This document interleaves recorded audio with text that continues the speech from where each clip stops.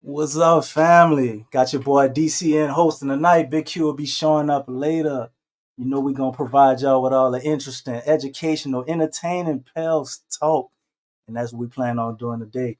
We are going to open up the chat and allow y'all to come up and, talk y'all stuff too, man. Got a lot going on in Pels world, as you see. Welcome to California.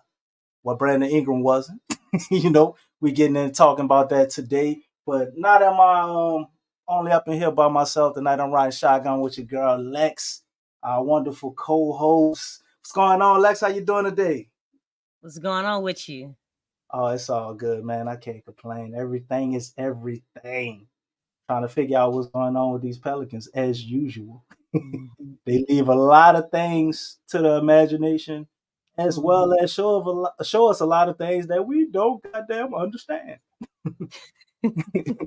First, we're gonna start off with pretty much the main topic, talking about Brandon Ingram being a flight risk by an NBA analyst, whoever this is. You want to read this article, or you want me to take it, Lex? Yeah, I can read it. All right, it says New Orleans Pelicans star considered fight risk by NBA analysts. New Orleans Pelicans star could be on the move during the 2025 NBA offseason. This article was written by Kenneth Teep. All Okay. right. The future of New Orleans Pelicans star forward Brandon Ingram is as up in the air as ever. Without a long-term contract in place, it is anyone's guess where he will be playing basketball beyond the 24-25 season. Will the Pelicans and Ingram find a role and contract number both are comfortable with ahead of the campaign getting underway? Or will this be something that looms over the franchise through the deadline in February? Until a new deal is inked or a trade is made, it will be the biggest storyline in New Orleans. Underlying issues will be the kind of role he plays and how it impacts other wings on the roster, such as Trey Murphy and Herbert Jones. By all accounts, Ingram looks like he will be remaining with the team heading into the season. That puts a lot on the plate of head coach Willie Green, who is going to have his hands full finding minutes for everyone on the perimeter. However, his long-term outlook with the franchise looks as bleak as ever. DeJounte Murray is probably a cornerstone piece along with Zion Williamson, Murphy, and Jones. CJ McCollum remains in the mix as well. The team still has promising wing Jordan Hawkins too, as they wouldn't be hurting for depth should they opt out to move on from Ingram. In the opinion of Greg Swartz of Bleacher Report, that all plays a part in Ingram being a flight risk the second he is eligible to leave the team in free agency in 2025. This isn't going to end well for the Pelicans, a team that's already over the luxury tax line and still doesn't have a starting caliber center on the roster. Moving Ingram for one while trimming 1.7 million off the payroll remains the best path forward for the franchise, especially when factoring in future contract trepidations. Even if Ingram makes it through this season with the Pelicans, he no longer looks like a long-term fit with the franchise, Swartz wrote. The writing has been on the wall for a little while. Ever since the Pelicans made it clear Ingram would not be receiving a max extension from them, trade rumors popped up. It is hard to envision any team offering Ingram a maximum deal, but there are a few franchises projected to have cap space next offseason that could throw a significant amount of money this way that would be too rich for New Orleans blood. And I Come on believe that now, is dog. Come on, man. Man, that don't leave you excited about anything. So, no. wait a minute. Not only is Brandon Ingram a flight risk, right? Yeah. He's apparently uranium or radioactive yellow nuclear cake. Nobody wants to touch him either because of his contract extension. So he's gonna leave for nothing. and we can't trade him, according to this article. And on Yeah. top of that, we had the voluntary workouts. They were voluntary. Zion was there for 2 days, Lex. He was there for 2 days, so I was Yeah. right. Before he hit China. And he went to China, but Mm-hmm. Brandon Ingram didn't show at all. Yeah. Now, we've had voluntary workouts pretty much every single year, right? Mm-hmm. And Brandon Ingram usually was the one to put most of the voluntary workouts together. And he always showed up. But amidst all the controversy and everything we got going on, Brandon Ingram did not show at all. Is this a huge deal? Or is this little to do about nothing? What you think about that? I think yes and no. Obviously, when you talk about voluntary workouts, think of it like this. And I'm a visit football a little bit. For instance, if a quarterback does not come to voluntary workouts, it's a big deal. That's a very big I deal. mean, do they still have the voluntary workouts? If the Well, quarterback is short? what is it called? It's they have voluntary, isn't it voluntary camp or something like that?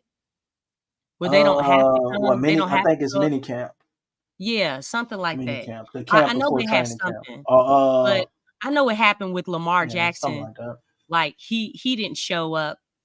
He actually didn't show up, not because, when he was going through his contract extension. And a lot of people were like, oh, what does that mean? And they made a big deal about it. He was actually taking care of some family business and things, you know what I'm saying?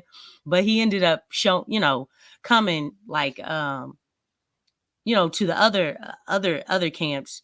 He wasn't holding out, because a lot of times that means you're holding out for money. So that's why people were like making a big deal out of it. But I say that, and I'm not saying that Brandon is a quarterback or anything like that. But obviously, this is a guy who is supposedly a key piece, Pelicans, right? He's one of, part of the, core. I don't know if it's current. I don't know how you would want to put it, but he's supposed to. Let's just put it like that. So by this being on him, and it's the same with Zion. If Zion misses a workout, it's like it's a big deal. Now, for someone like Daniel Tice did not come to the voluntary workout either. But it's Daniel Tice. Who's tripping off of that? Daniel Tice is not a part of the core of this team. So when you look at Brandon, there's more weight when it comes to that, depending on who you are on this team, and if you're a part of the core or not. And in that regard, it is important. It is a big deal. So on the other side of it, it is voluntary. So you can take it however you want to. I mean, obviously, when you couple it with Brandon's cryptic tweet or IG story, whatever, it doesn't really look good, because obviously we kind of understand what type of headspace that he's in right now. And, he's frustrated, talking about, his value, and, obviously he doesn't feel like the Pelicans value his services or what he brings to the table, because, they haven't offered him the extension. But I mean, and you got his tweet, what he posted and shared on his Instagram about if they yeah. don't appreciate you in a different environment, maybe you need to find another environment because they'll What up, stunt your Chad? growth or something like that. Yeah, shout out to Chaz, man. What's happening, brother? Shouting you out next. But But yeah, I mean, you can take this like a grain of salt. I mean, he was in New York though. It was his birthday. I mean, well, yeah, it's his birthday. That's different. I mean, really, it's one of those things that this situation shouldn't have gotten like this to this point, because I think before it gets better, it's going to get worse. This whole situation is uncomfortable because you're in between a rock and a hard place when it comes to Brandon. The ball is not in his court. It's not like he really has a huge argument with his situation. Um, and neither party seems to is gonna budge. You know what I'm saying? So, I mean, but by default, the Pelicans have the upper hand in this situation. Really? I mean, yeah, because it's like we're. I mean, the thing is, mentally, it's going to be interesting to see how mentally where Brandon goes with this, where he goes with this, how this is going to affect the team. And this is the situation that the Pelicans have really designed all this, because it's like you've made a situation where now the whole team, is more than likely going to be feeling this. It's going to be uncomfortable for everybody, dealing with this, the Ain't that what we need though? We had too much love and comfort, and everybody well, happy this is. is because it is business. The thing is, they need to move Brandon now. They really do need to move him. This isn't one of those things, because the thing is, he's not in the foreseeable future. And that's what makes this complicated, because, obviously you still have Trey Murphy, and that's kind of down the road, but it's like they have to take care of this right here. And really, it's looking like this is going to be a similar situation. I've been saying this. It's going to be a similar situation with JV. And the situation with JV is they went into the season, did not reach a contract extension, got to the trade deadline. They didn't do anything. And I don't care about that second round pick.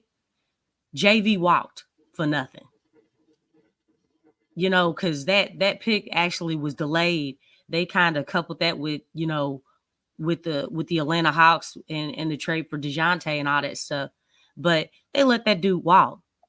And basically you're seeing kind of like deja vu, a similar situation with Brandon. They're not reaching a contract extension. They're going to go into the season. I don't really believe they're going to trade him at the trade deadline. I think they're just going to, let this ride out. And it's kind of weird because What would be the benefit of that though, Lex? If they just let it ride out I and mean, they did it they with don't JV. trade him, They did it with but JV. They just but did that with last year. JV, we don't know. Like, okay, we don't know what was on the table, right? And then if you did become a playoff team, right, Mhm. they would have games where you would need JV. So Yeah. remember when we was going during That the was gonna season, and get I that. was like, well, Lex, if they do just move JV for nothing, it's like punting on your contention in the playoffs or being able to do anything, because he's really the only real center we have. Like, I know Willie don't want to play him, want to do all that small ball stuff, but you need him in some aspects, especially when you playing in the playoffs. You need him. Like, you can't just get rid of him for nothing. I don't think it's the same thing with Brandon Ingram. They can take whatever the best deal is that they could possibly get, even if it may not be the best deal that they wanted, But because you got to get who you something talking for him. about though? Well, okay. Is Well, I'm Griff gonna tell gonna you. I'm be gonna there? tell you But this. I'm gonna but tell you you gotta this. Then, speak in the terms of who you talking about. and Griff, that's why I say what I Griff is said bullhead. last show. You know what I'm If saying? Griff don't trade him, like you said, He's you playing know what we himself. look. But you know what we looking at? If Griff don't trade Brandon Ingram, Lex, he is re-signing him. I promise you, he gonna re-sign him, because there's no So way so he's so going to let him walk for nothing. so That would be so an epic fail basically, as a GM. so that's Based it, throwing Trey out the picture, because that's what that means. and we gonna have to see. We gonna have to see where the cars fall. I don't want that to happen. Because I they ain't don't want to pay advocating for that shit. with the luxury tax. So it's like that. First off, Trey Murphy is younger and fits well with Zion and probably has a higher ceiling. Well, we don't know that, but No doubt. right now he already has something that's already trending in the league. And that is he shoots the three. He shoots it without Right. hesitation. And this is a shooter's league. It's a shooter's league. So the thing is that that's something that Trey Murphy has down. All he has to do is tighten up his defense, obviously add more to his game, work on his handles, add a little bit of mid-range, but he already has the foundation of what any and every team needs. The dude shoots threes, and you You ain't can't gotta teach you ain't gotta 16. convince me. Matter of fact, everything you said, I want you to add that to David Griffin because I can promise you, if we aren't trading him, that dude will mess around and re-sign Brandon. Because for one, if we aren't able to trade him, that tells me Right. another thing. He not nobody who gonna give him 50. Nobody getting him 50 million next year.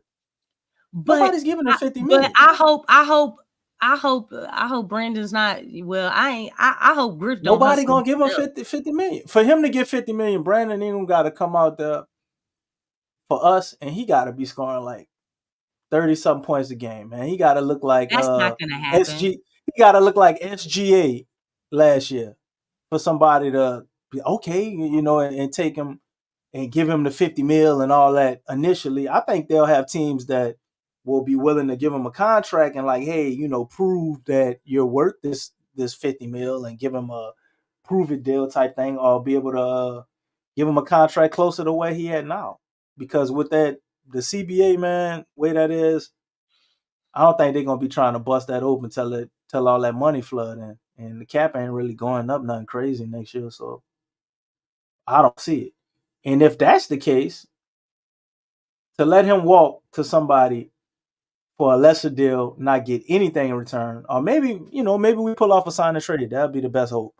If he doesn't get traded during the season, like we did with JV, hopefully it won't Well, be but piece by piece and pieced out that's over why I 3 say I weeks. don't include that because that was delayed. I mean, that came like 2 weeks after or something crazy like that. It's like if you think It about was it, because of the Dejounte he was Murray trade, literally just he was walking, man. He was just walking. right? And it actually would have been more beneficial for them to keep JV and get Trey Murphy squared away. Because the thing is, we would have had a point guard and a starting center. And that's if you would have went on and traded Brandon. Because we have plenty of wings, like the article was saying, there are plenty of wings. And I'm not saying because I know people talk about, well, this player's better than the other. It's not about who's better than the other. It's about the fit at this point. It's about the fit. And the biggest thing we've talked about it many times, Brandon has a problem shooting threes. I mean, he just has a problem with that. It's not first nature to him. And the thing is, like I said, and these are the trends of the NBA, it's a shooter's league. You gotta have, and that's one thing that this team struggled with all season was shooting the three. Not only shooting the three, but shooting the three at a higher volume. You know what I'm saying? So it's that's what it's about. And we got to have that shooting. And if he can't provide it, then what good is he to us? Because I mean, the thing is, it's not like Brandon's not dominant in the paint. I don't think there's anything dominant about his game. No one talks about anything that's dominant about Brandon's game. So the thing is that if you don't have any type of dominance or there's nothing like specific that you do exceptionally well, like, and when I say exceptionally, I mean like you're like top 5 in the league. That's something that Zion has. You know what I'm saying? And that's even without Zion having a shot. You know what I'm saying? Like, Well, we seen him in China, and he was backing down the Chinese and yeah, doing turnaround and it's fadeaways. coming. It is coming. I I think feel that like means a lot for the him to game do is that definitely going to and be elevate. It joking has to. around. It has to. But I mean, it's a good sign. I mean, it's probably the most that we've seen with Zion and everything. They're not workout videos, but I mean, my thing is whether the workout videos are there or not, it's about when you come into camp, just be ready. Because Yeah, anybody can set their camera, can set their phone up and, be like, look at me, man. I'm working in the gym, working. You know what I'm saying? Do that for about 5 minutes, turn it off, and you leave out the door. You know what I'm saying? right. But I think You this know, is anybody can one do of that. those rare Look, situations where I've done that before. Zion know this year. We I don't think we getting a lot of the fluff. Like what you saying has been happening. Yeah. Previously we had all the pictures and oh look how he in such great shape and they putting the Bane mask on him and all that nonsense like that we always talk about. And there, Zion to have like one dunk and they're like, oh look, see, hey, he been in the gym and but I don't know. This offseason it seems different. Yeah. Like he wasn't hurt this offseason, You know how I Mhm. keep advocating for that and going over that. He has a normal Shout out to offseason. Amy. Shout out to Amy, man, the physical therapist. Boy, it would be nice if we could get Look, another one, huh? You should have know, had her 4 years ago. man, which who you tell? What? But Zion looks genuinely happy. He Yeah. looks good. You're seeing him. He looks to be down in weight. I don't know where his conditioning is, but that'll all happen when he start playing ball. But what I'm seeing so far, man, you gotta love it. I think this is the best offseason Zion has had in the whole era of him being here. And with that being said, with the addition of DeJounte Murray and all the other talent we have on the team, I think he's in for a huge season. But where does that leave Brandon Ingram? How does Brandon Ingram feel about it? Where does he see himself or the role on the team? Far as him being able to still be that number one guy, because like I said, it's gonna be a 1A 1B situation. Them going in because it's in the Pels' best interest for it to be that way. Brandon Ingram won his money. He got a ball out. But I'm wondering if are we gonna see a more selfish version of Brandon Yeah. Ingram due to the And circumstances? that's why Less I'm less concerned passing. about his mentality. But that's the version of him that we actually like. That's the version of Brandon Ingram that had 6 3-pointers to an extent when he was aiming to be that number one guy. Not so crazy about him leading the team in shot attempts.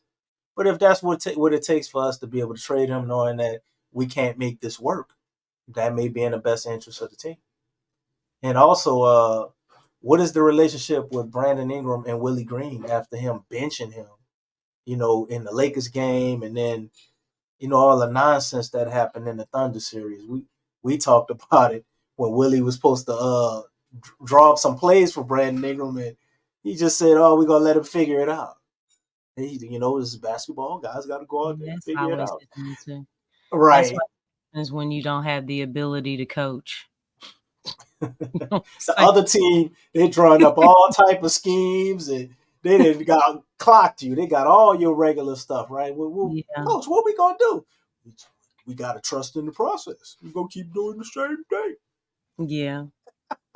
But how does he feel about that? So I think we're looking at a situation where it's definitely gonna be rocky.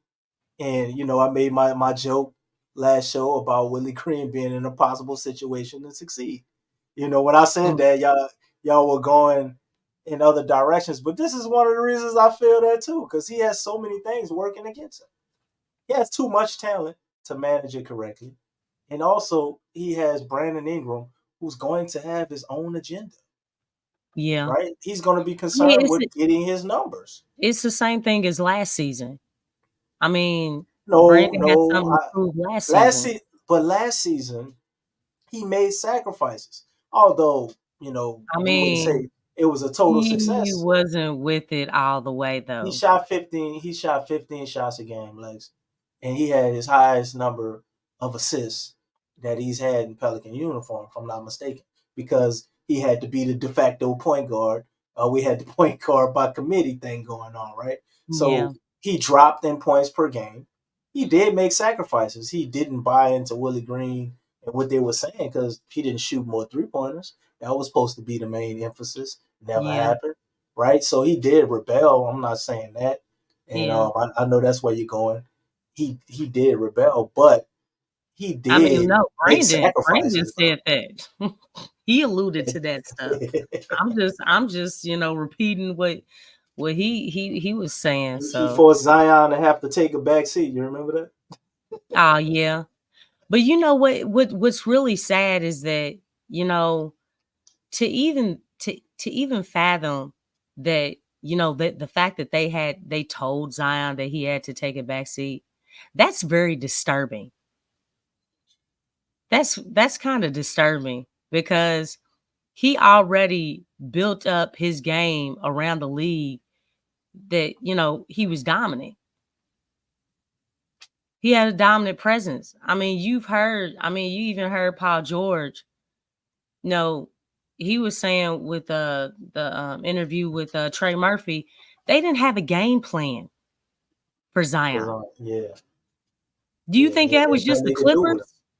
That I think Nah, that was other teams too. there's only two teams I saw that had a pretty solid game plan for him, and there were two teams with the unique pieces to be able to pull it off.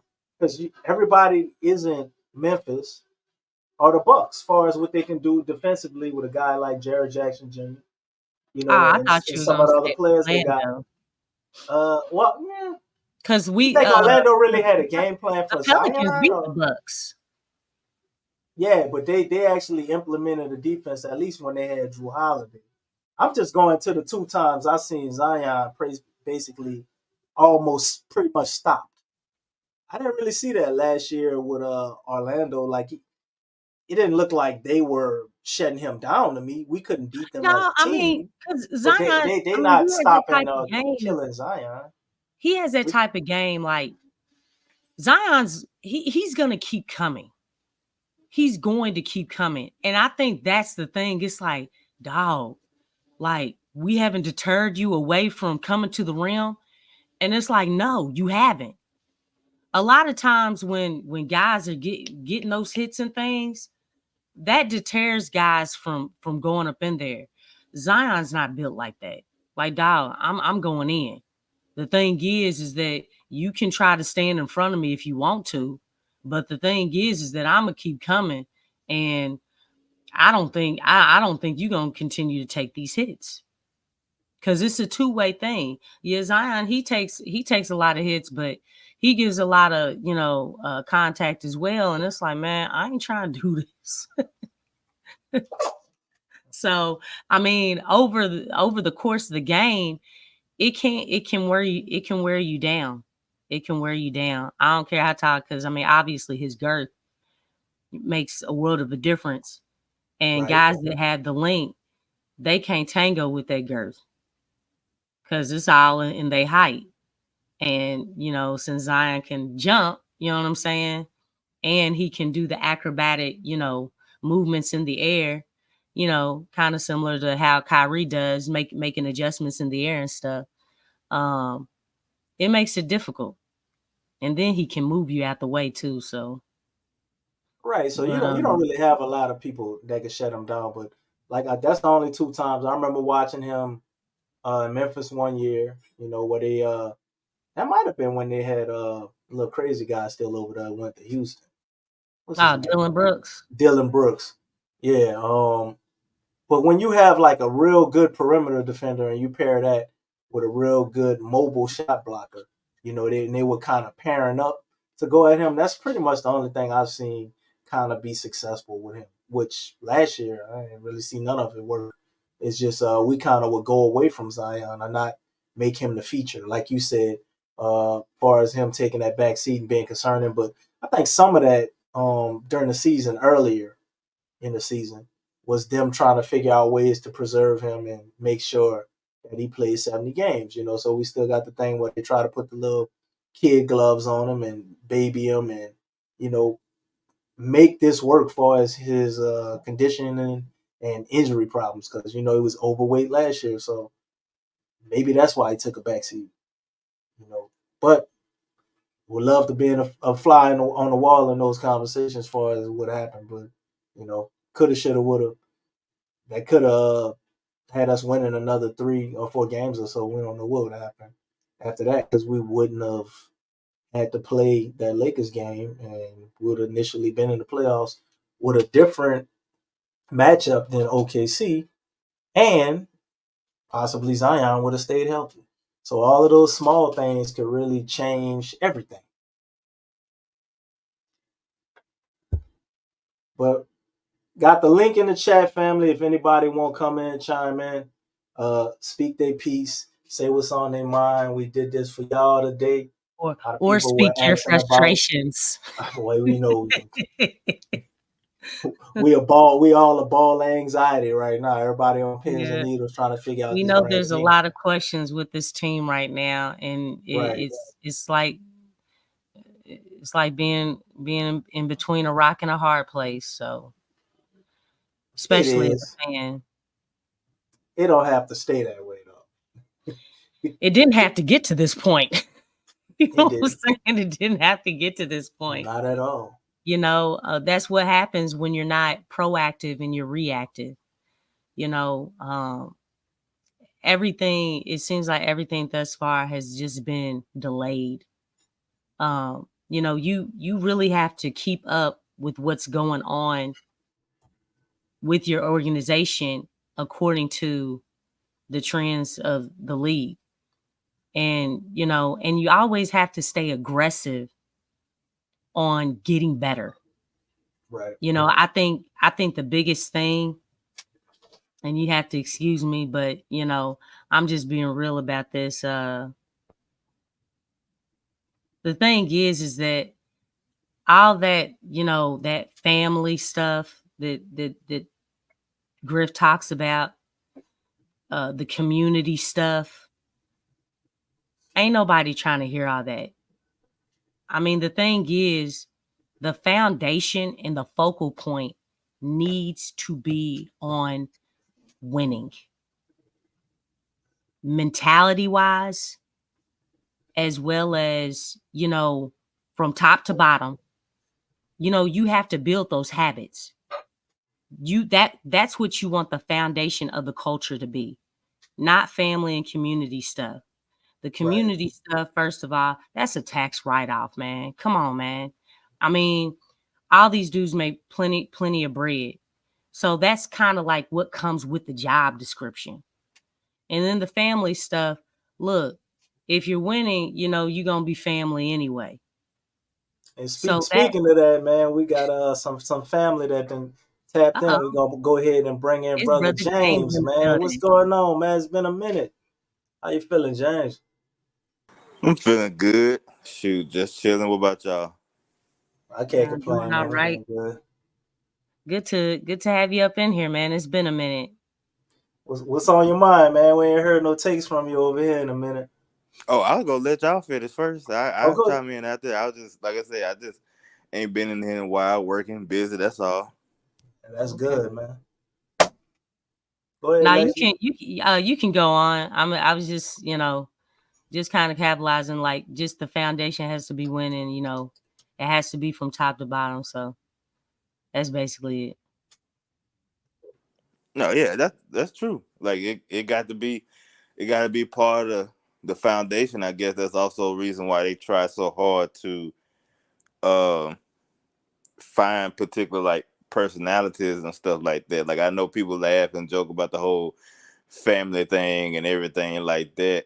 Like it's actually like a ongoing running joke that whenever they had put out that picture showing the what was that thing? Like we laughed, it was like we made fun of it. It was like live, laugh, love, or whatever the hell it was. But it was like On the in the board, practice, in the yeah, gym, in the practice, compassion and yeah, joy Oh yeah, yeah. and mindfulness. togetherness. And like we laugh about that, but like the joke was that ever since they put that up, they were like 30-10 or something afterwards. So, Yeah, yeah. so But like it's funny hearing and everything like that. But you know, they have done a good job, have finding some dogs and Jose and Mhm. Herb Jones and Najee. He gone now, unfortunately, but Yeah.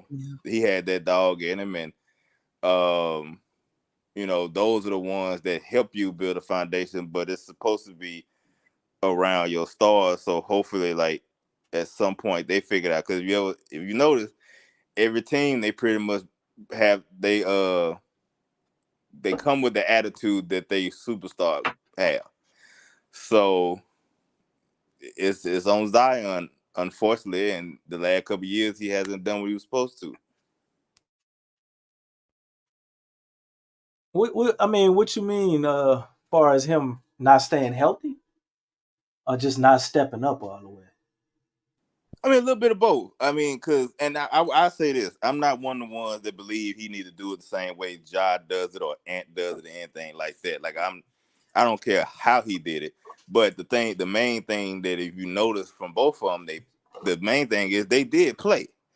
And so because they played, it made everybody else fall into their proper roles.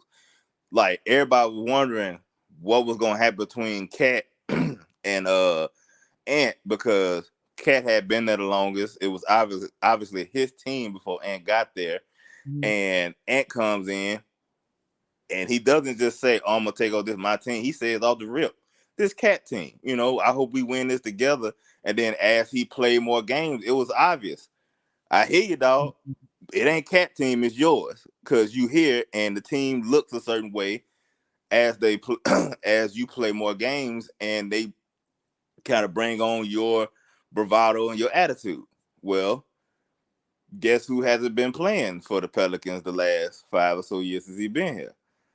Mr. Zion Williamson. And I'm a Zion fan. So this is me, like I said, I'm not, Mhm. saying anything outside of what's the truth is that if he played more, Mhm. Brandon Ingram has no choice but to step back. If he played more with his more, because I think one of the main things too is that the reason why he didn't step in and be a leader or try to be a leader the last couple of years is because it's hard saying something when you ain't here. It's hard to tell somebody, hey man, you need to run this, do this certain thing when I'm the one that's been here, you haven't. Like, so he took the back seat because he felt like I ain't been here, I ain't got no voice, I can't say nothing. But if you notice, towards the end of last year, he played more games. Brandon Ingram wasn't here. Who was the one doing all the talking? It was him. Oh yeah, he It, was getting a lot more vocal. a lot more vocal. Whenever you saw they had end of the game press conferences or end of the game like the little interview before they go off into the locker room, they talking to him Mhm. and there's a whole bunch of people around him talking too. So you saw that as it goes on. So the more games he plays, if he continued doing what he's supposed to be doing, everybody, I don't know if y'all reported on this already. They said he was at the team gathering Mhm. they had last week or this past week in California. He was there for the first 2 days, Right. Yeah. which we all know. Anytime they've had that before, he has not been there for whatever reason. I So mean, Brandon Ingram was hosting them, all the other ones, right, and Brandon Ingram wasn't there this time, and Zion's there for 2 and see you starting to see days. and the other thing is too is that the communication outside of the organization or the conversation that escapes now that gets into the media about Zion and stuff like this. In the first time since he's been here, it feels like they're comfortable enough to say, yes, this is our guy, and we're focusing solely on him because he's finally giving them a reason to do so. I got a question for you. Uh huh. Because I feel what you're saying, but we still have not heard Griff come out and say that and point that out. Do you think that holds any weight? No. Because obviously he said that with Drew, but when he has been asked that question twice about, it being Zion's team and building around him, but he's actually beat around the bush with Right. answering the question. So how do you feel about that as far as Griff, kind of, because we say it, Right. the media says it, but Right. it's like obviously Griff, who's making the decisions, who's putting, everything together, he's not saying it. You I think that I think matters? it does to a certain extent. I think it's a situation where you still kind of you still waiting, right? Like you still, for him, it's like, I see everything that you're doing. Let me keep my eye on it. Let me make sure, like everything was looking good. Because even during the season last year, they said that after they got embarrassed in the IST, his whole dynamic shifted. Zion did. So it's like, okay, you fixed it during the season. Let's see how you carry through the off season. And he Mhm. kind of did, to say, like you said, he beat around the bush. He didn't just come straight out and say this Zion's team, but he Yeah. was sitting there like, we need to now focus, you know, have a focused approach and everything like that at the his end of the year press conference and all that stuff. And if you notice, like I said, he didn't come out straight say it, but everybody else was pushing that message like, this is Zion team, this is Zion team. Hell, Yeah. the person you traded for, DeJounte Yeah, Murray, DeJounte, first yeah. Yep. came out and said, he's our superstar. And Like, even then, it's like there was like three different mentalities as right, far as with that up there. When you listen to Griff talk, he was yeah, talking different than right. DeJounte, and the same thing with Willie. It's like there's none of them were in sync. And Willie, I What? think Yeah. Willie sounded the worst out of all of them. So I mean, it's a situation where, That's like, flex. I mean, I don't recall what um Griff said, but I think the thing is, and I know what part you're talking about when he said it's gonna be a challenge and stuff like that. Which, Mhm. again, like, it will be. I don't care who the coach is. It's gonna be a challenge with you having 5 guys on your team that could score 20 points. Like, if you think about it, the only team that's built like that has 5 guys that can give you 20 on any night is the Boston Celtics. Like, Mhm. that's it. And so Well, it they is and even then, it's like, people was talking about firing old boy that was in Boston because he can't. They said he couldn't figure it out because they said he was over his head last year, and then they gave him more talent this year to try to figure it out. So it's really more about, at some point, one, you guys got to be there. Two, you got to have buy-in, which that's why they had to come to Jesus meeting last year when, like, everybody else was buying in except for Brandon Ingram and Zion. And it's like, everybody else doing what they supposed to do. Y'all the only ones that's fucking this up right now. And so that's one of them conversations. That's, again, like, I'm putting the onus, me personally, on the superstar. Like, if you was here, we wouldn't have a lot of the questions that we had. We would have had a more straightforward direction because we can count on you. You can count on Ja being there before the whole gun stuff, so we can build around him. We can count around Ant being there because he showed that he's not gonna miss a whole bunch of games, so we can build around you. Like, you haven't shown us that, and every time we somewhat believe in you, something happened, and then it derails the whole situation. Now we sitting here looking like, okay, what the fuck do we supposed to do? But again, now it feels that way. But I will say, I think the difference between Willie and DeJounte is that Willie, right? He does. It will be a challenge to try to figure it out. I think what DeJounte was saying is that he's in the mindset that, listen, I'm good. Like, whatever y'all need me to do, if y'all need me to score 15 points and throw 12 assists, I will. I don't have to score 20 points.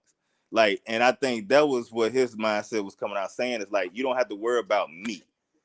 Like, it may it may be a challenge for the other ones because, again, you got to worry about Brandon Ingram if he's not traded before the season starts, because, like, how do we get his touches? Because he is the second best player that's on the team.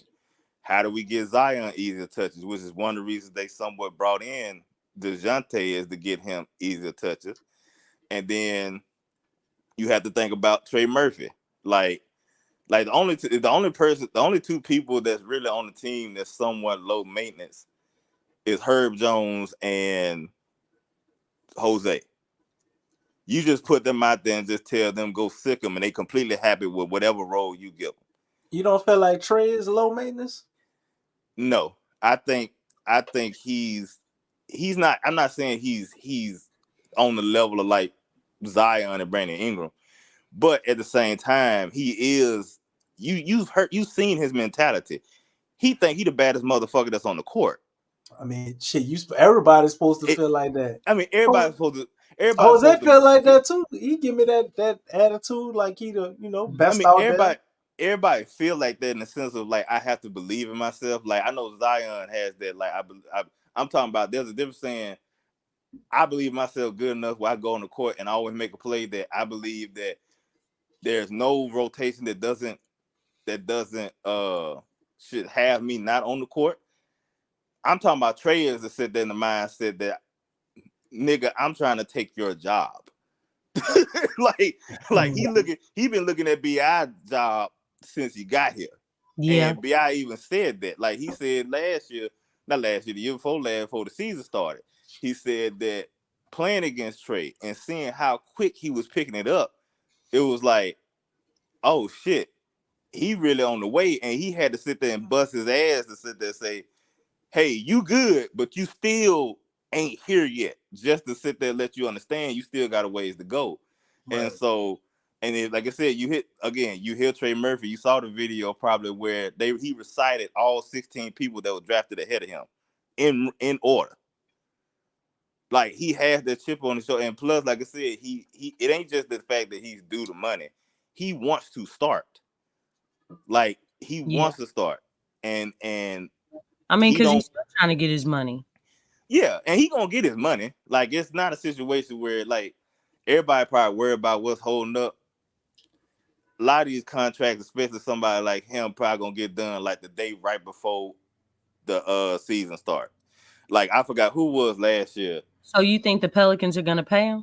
Hell yeah, hell yeah. It's they probably if you listen to like people that have talked that's probably close to those situations, some of them that like cool with Trey Camp or whatever, and some that know how to interwork with the Pelicans. Both sides have said we good. Like at this point, it's just more about I think what it is that they was hoping to try to get Brandon Ingram situated and have him traded before paying Trey because of the whole cap salary stuff. But they may just have to just go ahead and just bite the bullet and just say, F it, we'll figure it out by the time the season starts, but we still gonna pay you.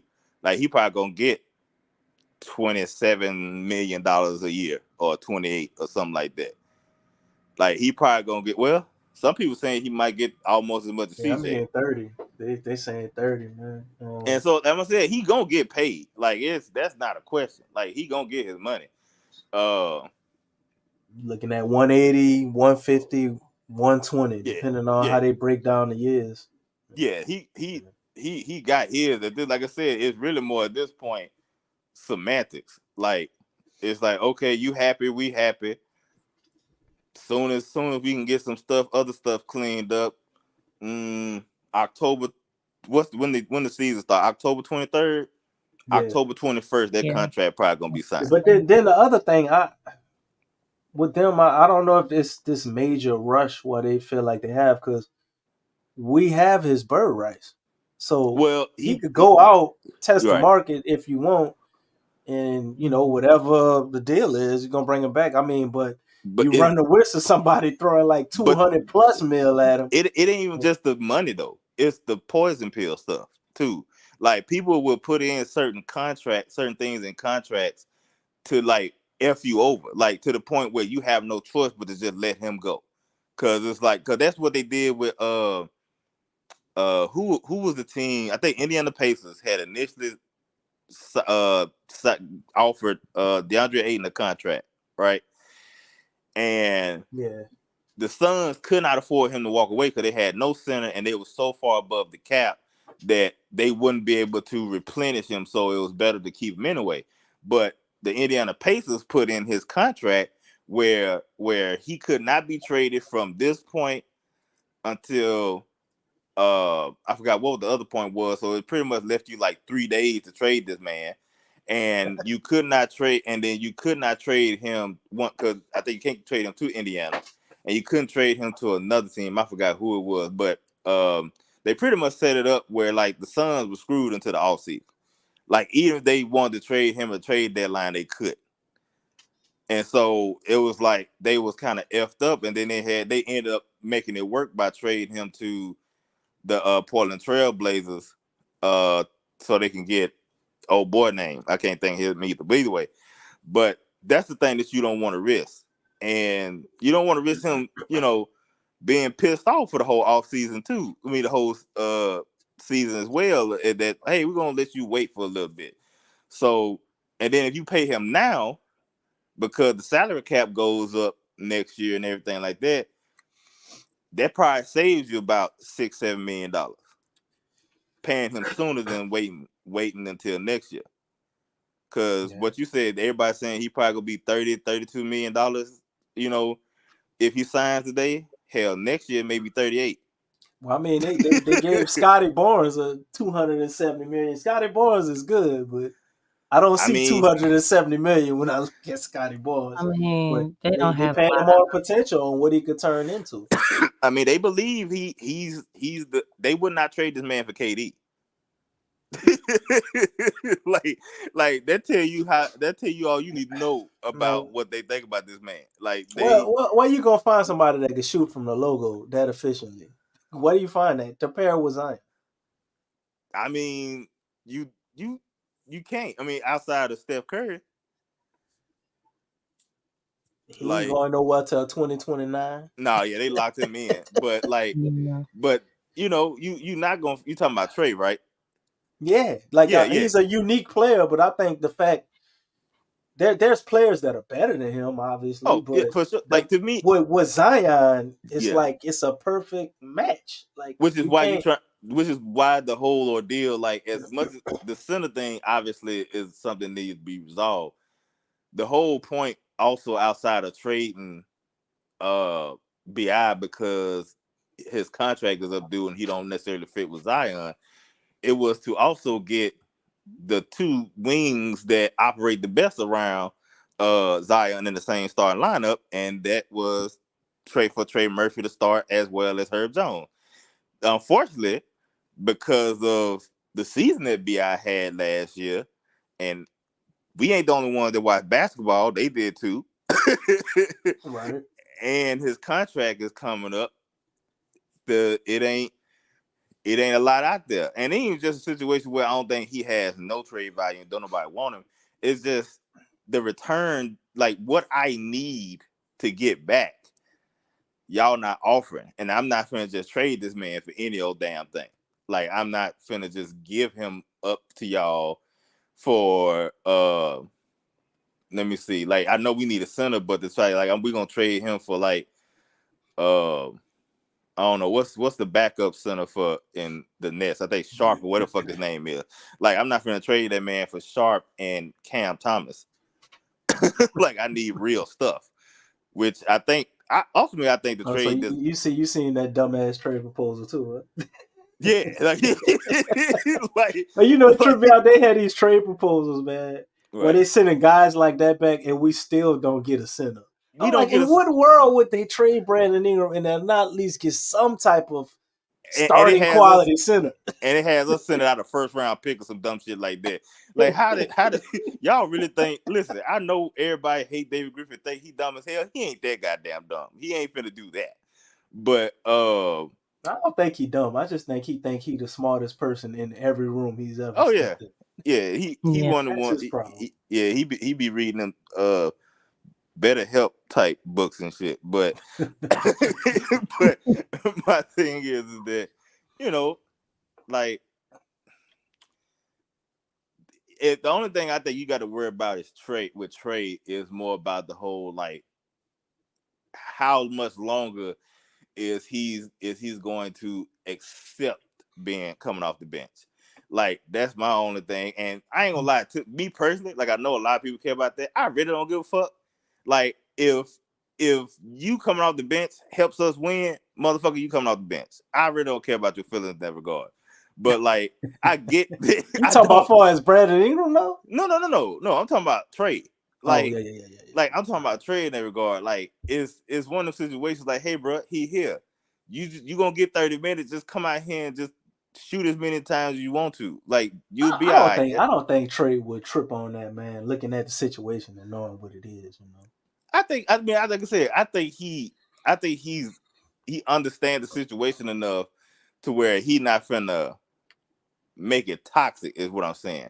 But the other part of, like I said, the other part of it too is that Brandon Ingram, for it to continue on, Brandon Ingram cannot be here next season, no matter what. Right. Like, they went into this offseason with the mindset to trade him. Unfortunately, they couldn't get real stuff. The only real plans that they really had that they could have, that they really was looking at, and you can blame Griff, but you can also blame the fact that this team is stubborn as well, is the Cavaliers. The whole plan that they had was, we're gonna trade y'all Brandon Ingram to give y'all another, pseudo half star, whatever, to pair with the team that you have. That way, so you can put Evan Mobley at the 5 position, because y'all play better that way when he's at the 5. Some people discuss it being like I think it was like Bi and maybe a Najee or whoever else to trade to the Cavaliers so they can bring back Jared Allen and That carries Levert. That's what no they no no kept no saying. no. Now. I kept Max saying Crew, the guard, the point guard. Darius Garland. Yeah, that's what I was Nah, saying. they couldn't bring back both. That was way too much money. They That was but they impossible. it well, Darius Garland don't, but that was this before Jared Allen signed the new contract. He was making like But he still was right making at like 20 20 million. million, though. Right. Yeah. He was making right at 20 million. Darius Garland was making like 20 He something. It making wasn't, but the nah, thing he is that got 200. He got the $200 million contract BI won't. But it's I think it's over 5 years, so it broke down to like 38 or no, 30. his Like he would have contract, to trade either off of them. did he get 200? Because I thought everybody was Yeah. talking about he He got got less, two, because he got less he than got Zion and two. Ant. Not Zion and he got less than Zion and Ja. Yeah, but he still got 200 million. I thought it was like 180. But I thought it was the same. it might have been. But Because like they What BI wants is basically just like a little bit more than him. But well, yeah, BI he, want he 50 want million 50. a Yeah, year. he want 50 a Uh year. Yeah. Garland not getting 50 million a year. It's like No, broke down over like 5 years. So I it's thought like he was getting like 26 or 27, but that if but you try to trade Darius Garland and BI, it can almost pretty much be a straight up trade. well, it wasn't go. They Jared, but see, what the thing is that, and everybody knew this. A 1-to-1 trade wasn't enough. Like, Jared Allen for Bi wasn't enough because Bi is the better player. Darius Garland for Bi is not enough because Bi is the better player. So they were gonna send what my understanding is that the Pelicans were gonna send Larry Nance, which was part of a deal, Mm-hmm. Dyson Daniels, along with Bi, whatever combination it was to make the salary work, and they may rewire somebody somewhere else. Oh, and get Was both of them. used to get both of them, and then they also, I think CJ was in a situation where they may have traded him too. Either way, CJ was either go get traded or he was going to the bench, because they wanted to get a younger guard and one that could get Zion easier shots, as well as, Trey Murphy and all that stuff. And if you think about it, yeah, it was a lot of money, but you got two dudes that's under the age of 30 years old under contract for like 5 years. So you would have Herb Jones, your starting five would be Herb Jones, Jared Allen, Darius Garland, Zion, and Trey Murphy. That's awesome.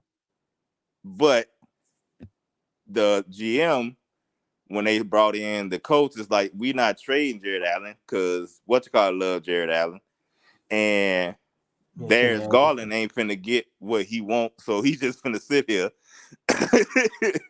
And they He just said buckle if down they re-sign Donovan Mitchell, he wanted out, and then he recanted all his statements and backtracked on that and said it was because the thing is, wasn't true.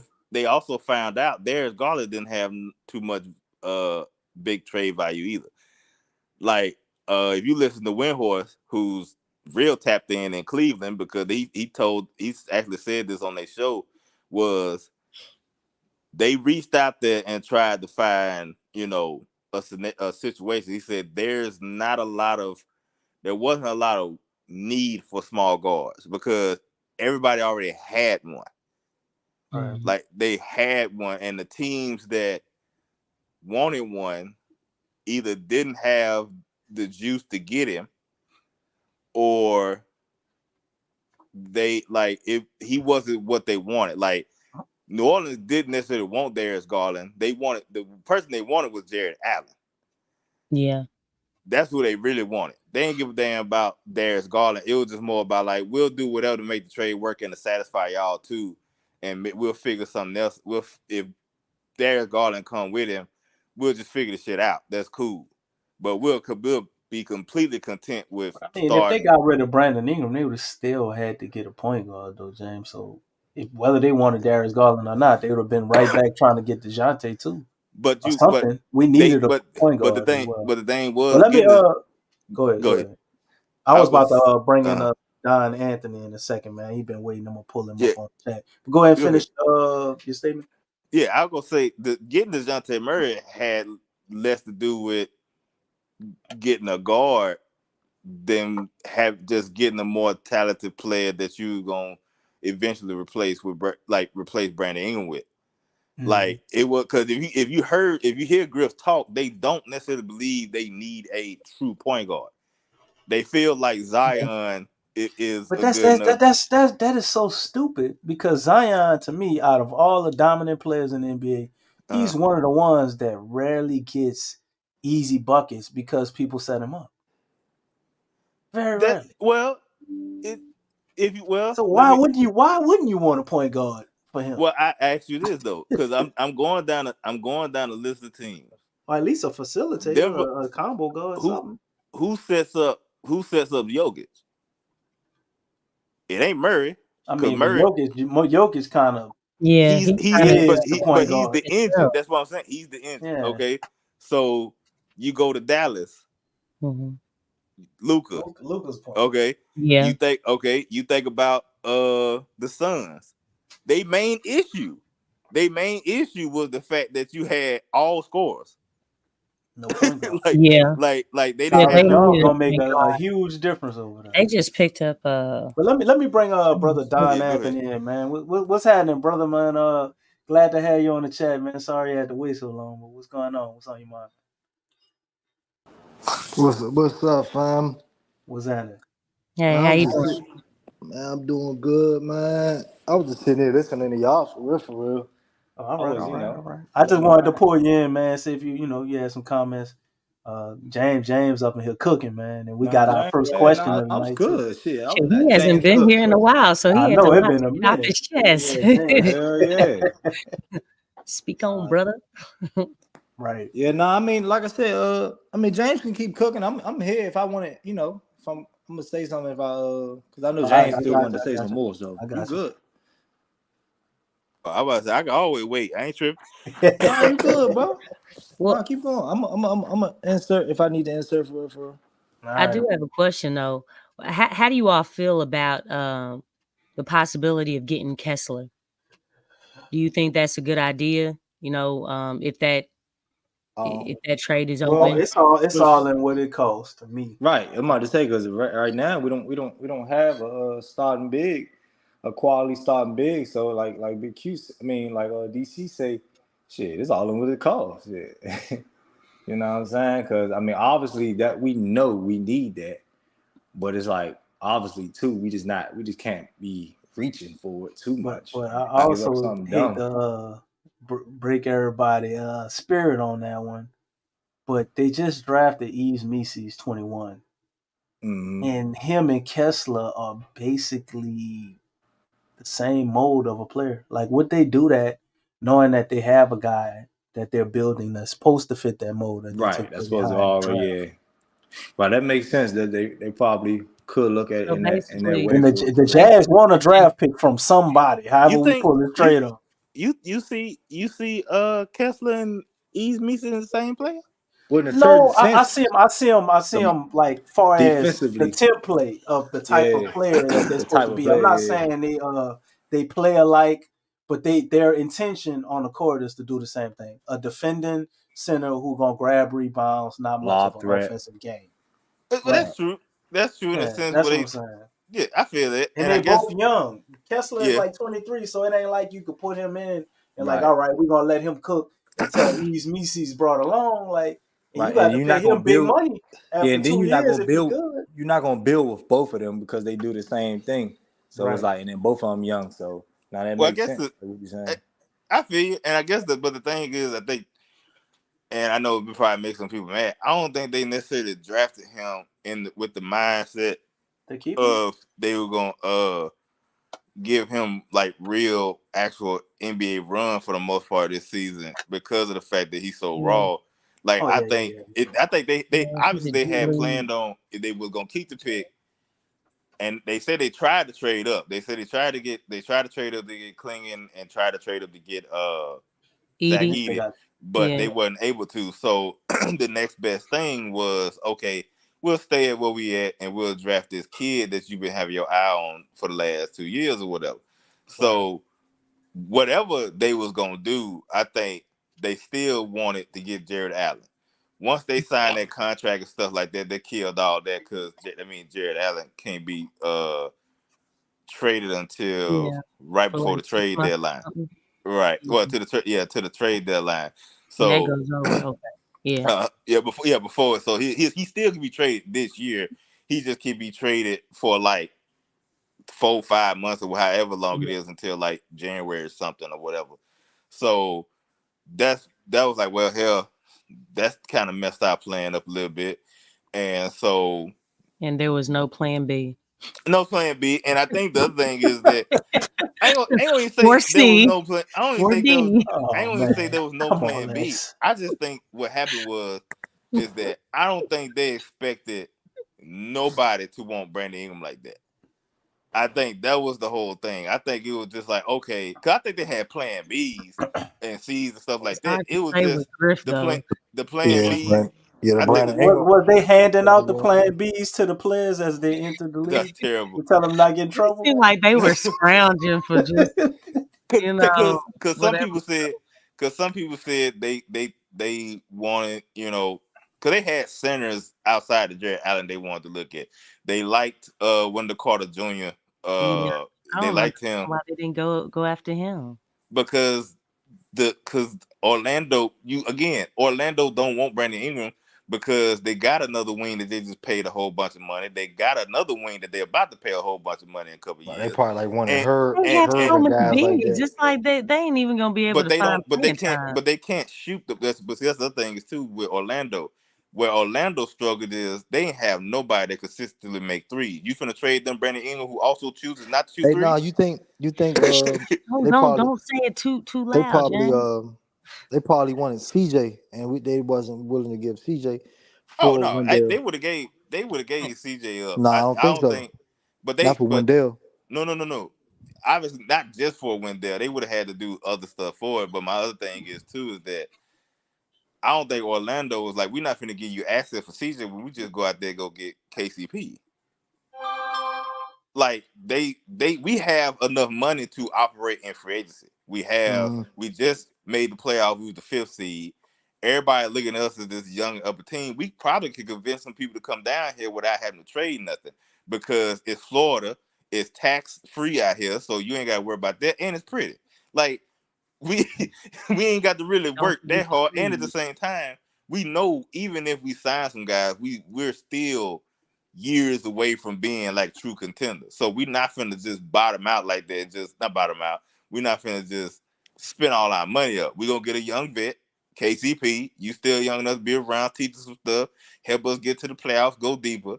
But we're not finna sit there and go all in on like somebody like CJ that's 30, what he is, 32 years old. Still got 2 more years of this contract. Nah, we good. We gonna pay KCP $20-something million and keep it pushing. And again, then you look around. If Cleveland didn't want him, and then you think about the other teams that came around, like if Paul George didn't choose to go to Philly, that could have been a scenario. You could have traded him there and then worked out a way to get your center from somewhere else to make Yeah, a like deal. a team But trade. Paul George went there. The Clippers Yeah, ain't got the. But now, The okay, same you thing with let the Kings. you I ain't gonna lie, man. Brandon, like I say, man, I think Brandon unfortunately probably about to work his way out the league. If you look at how we're Wait, hold starting to on, go, Nah, hold on, man. You and said yeah, he ain't Brandon going out Ingram the gonna league. work his way out the y'all, league? yes, like How do y'all you not. see that? Like, I mean, I Why am I understand saying the that? Because negativity everything. on him, but Listen, hold on, that's listen. a little bit Why am I crazy. saying that? Because it's about your style of play. Look at his style of play. It's DeMar too. DeRozan. It's too, bro. DeMar DeRozan can win games, bro.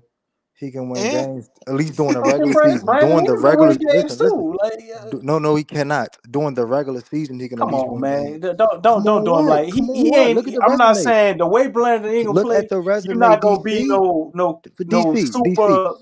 DC. All love, but look at the resume, bro. Keep the facts there. I got DeMar him up can here win in right the now, regular season. Brandon cannot. He has not done it. Toronto traded that man because that man Bruh, he couldn't got to the fold it in the playoffs, playoffs. bruh. bro. I don't care about that. He They're got to the literally playoffs, bruh. Brandon is not in the doing East, bro. anything, bro. He's not doing anything. It's your number one We or number two. we He's we've Do you made the clearly play. doing realize that. We've He's made not the doing it. playoffs. That's your number We one or your we number two. So we made what, the playoffs 2 times out of the last 3 years because of Brandon Ingram bro? for the What most are you part. talking about? and we in the West? Lex, please stop. Why they getting delusional, Lex? Lex, I'm why Mm. they not getting getting delusional, delusional, Lex? man. You Y'all just got are, bro. Brandon Ingram Y'all hatred are, on bro. you, bro. Bro, y'all are getting delusional, bro. Y'all getting We delusional, not bro. saying the man is a Bro, superstar. I'm We not, just saying you and saying the I'm man not gonna be out the saying you league gotta in look, 2 years. bro. I'm not saying he's a Bro, that's bum. crazy. I'm not saying he's a bum, right? But That's you what gotta if he look gonna be at out in the league in look. 2 years. That's bum nature. No, that is I not, think bro. the That is thing not, is bro. that Bro. You gotta understand the league, Hold on, bro. let me let him talk, It's man. like this. Maybe he got Look, a bro. grand It's like scheme this, with bro. this. It's like a like a Michael Beasley. Even though Michael Beasley is more about his attitude, but it's kind of similar to Bi too. Like, dog, You see he his can ball. attitude is that bad? He can ball. Not saying that I'm comparing his attitude, but I'm just saying I'm trying to compare like a guy what that's his similar to Bi, mentality. right? Like yeah, he wants to be the guy, right? But no organization knows that. Okay, no, you can't come over here and be the guy. It's not going to work, right? But his mentality is still going to be the same. Same thing with Bi. He just wants to be the guy, and unfortunately, no organization know he can be the guy. He can be the guy, and I don't think he's going to take the back seat to any role like that. So I think he's going to work his way out of the league. It's not that he's a bum. It's just how things are orchestrated right now. That's just how it goes, and that's for NFL, for NBA. Some players that happens, man.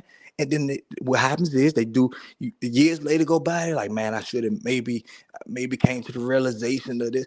It's just the mentality of it. I'm not saying he's a bum, but look, nobody wants him right now. Well, He not nobody going. wants him right No, now. Well, don't nobody. Why you let think me tie nobody this wants him? I don't into think let me he's. Go tie ahead. this into for a second. I see Big Swole got a question, and I've been having it up here for a minute. He said, Mm. "While holding on to Brandon Ingram stunt the Pelicans' growth and hurt us down the road." This topic is already going in that direction, so we might as Yeah. well answer this question too while we're talking about this, because Mhm. my man had already gave his answer. Don already said what he said, but go ahead and make your reply, James. I'll go. I mean, to answer that question, possibly it's highly possible that him still being on the team could stunt the growth, or they gonna say stunt the growth, but just stunt the team in general because of, like, if he still continues to uh choose not to shoot the three ball and to help the offense be fluent and stuff like that, and then you kind of force our hand. It's like, well, bro, we can't bench you, dog. Like, you got to do this. So yeah, that's highly possible because we've seen. I guess, like I said, to me, it's like a 50 Right, 50 his chance. Yeah. value is Like, bullshit. he Here's could the he could bias. he could do what he did the last couple years, which not shoot the threes and his 3 points to continue to drop, or he goes back to his shot diet the first 2 years he was here and say, you know what, y'all right, I'm finna sit there. Because here's my other thing. I'm not at your point where I feel like he gonna be out the league in a couple years, but I Bro, I'm do telling you, believe bro. That's hold on. I Hold do on, let him believe finish, brother. I do believe that he will mess his money up for the future going forward, where he not finna be this, like, you're never going to get another opportunity to get back to that level where you right. can be the 40. But at the same time, And he then is that too talented. He is too talented of a So scorer, whether or not he shoot threes or he is, not. but will he? Because I guarantee you, if you replace if you replace Michael Porter Jr. on Denver with Brandon Ingram, you might well wrap it up and go ahead and No, get him the championship right, For because real. right. If you can Michael get Porter that, Jr. the only thing he could do is shoot the ball. He can't play no defense. He can't. He and needs Jokic to set him right, up. Brandon right. Ingram is a one-on-one cooker. If And you can, no, go ahead. absolutely, you right. No, he can cook. He can cook. You right. He can cook. But is this about what Bi is willing to do? Michael Porter Jr. is willing to do certain things. Bi, will he be willing to do certain things? Michael Porter is not willing to do a lot of things because that's the reason why they bitch about him a lot. Well, first of all, they got champions. They got a championship. So because anyway, of because of Jokic. okay, we know that, man. We know that, man. But hey, come on, they got a championship with him being on the team. So anyway, that's the point. What you call him? But it's if Bi is willing to do that, of course he can be on plenty of teams and have a great position on that team, man, and impact the game, man. He's a talent, dog. I mean, I seen him coming out of college. I said, man, dude, pretty talented. I was Like he never went number really 2 overall for a reason. was never really yeah, he talented as hell, bro. Who wouldn't be excited about that? Who Six else was eight, in that draft class? long. Number 1 was Ben Simmons. Number 3 was Damn, uh Damn. that shoot, was a who was bad 3? one too. Tatum. Well, Ben Simmons supposed to be like generation until he did that bullshit. Like let's like act like the man wasn't an all NBA Yeah. player. Like But he he Yeah, but was. was. he got like what, four He straight was. All Stars or three straight Yeah, All Yeah, he Stars or something was. like that. yeah. And all He was. Yeah. defensive team. But I'm just Yeah. living in the basketball reality. You know what Jason I'm saying? Tatum No, Yeah, went after Tatum was third. Brandon Ingram. I thought Jason Tatum went. No, No, I think Jason they Tatum went a went. year ahead of No, each other. no. Oh yeah, Brandon yeah, went yeah. before You're right. Tatum. Okay, That was the next year. Yeah, Yeah, yeah, Yeah, they went okay, ahead. I yeah. can't think damn, who was who 3 was third? because I thought it was Oh, Tatum you Was know it before what? Tatum. Brown? Him and Jalen Jalen? Brand, yeah. Jalen Brown. No, Okay, Yeah, Jalen Jalen Jalen Jalen Brown Brown Brown. was Brown. had like the 7 same or 8. class, and Tatum was in the one afterward. Yeah, Okay, Yeah, that, that's what we Yeah. getting so confused. Yeah. so he was again like Brandon Ingram was seen as one dude. What I'm just saying is that the reason why I still have hope out for Brandon because at this point it's On this not really team? honest. I mean, for this year, for to start the season, because I don't believe he's Yeah, going I to don't. last beyond the trade deadline. But I do believe that he will help himself this year because if y'all remember last year, and that's why I can't go all in all the time because I remember a lot of shit that happened, throughout the season. And there was a point before, like there was like I think a month and a half span Before he got hurt.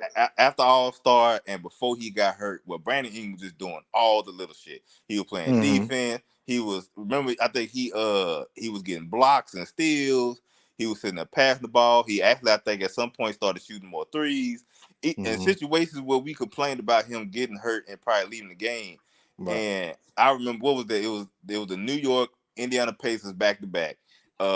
They played New York, won. Brandon Ingram hurt his ankle, came back in the game, played. And I was like, oh, okay. Like that's different because that look like a bad ankle injury. He Yeah, just go it's ahead and sit over. that Yeah, out. Bi sitting down. So then I'm also thinking, okay, back to back, they had playing troubles too. Man, he finna set out day. I'm cool with that. It is what it is. Now he plays. So I'm like, oh, okay, Different. this different now. I'm like, and they tried their hardest to win that game. And What so game was that? that was the Indiana Pacers game. They end up Oh losing yeah, by I yeah, think yeah, like yeah. 15. But again, they came in late. No matter of fact, I don't think they got into like that Is same that day Yeah, the they game got was in the going. is that same the day, was man. that the game I didn't even that think was they the had is the that the shoot game that around we in the morning. They wasn't that the even game able to that they do it. beat us or that the game we Yeah, took that's the around game and they beat beat them? us. Okay, That's the right. game they beat us. So Okay. I was like, and I think they got down by 20 real quick. So I was like, I kind of expected that, and then they fought back and damn near got like I think 5 points within the score before some bullshit happened. They end up ending the game, and so I'm just like, okay, I see it. And every night I kept seeing more and more of it. And there was situations where like we played against Cleveland and he switched on to Jared Allen and Jared Allen struggled against him.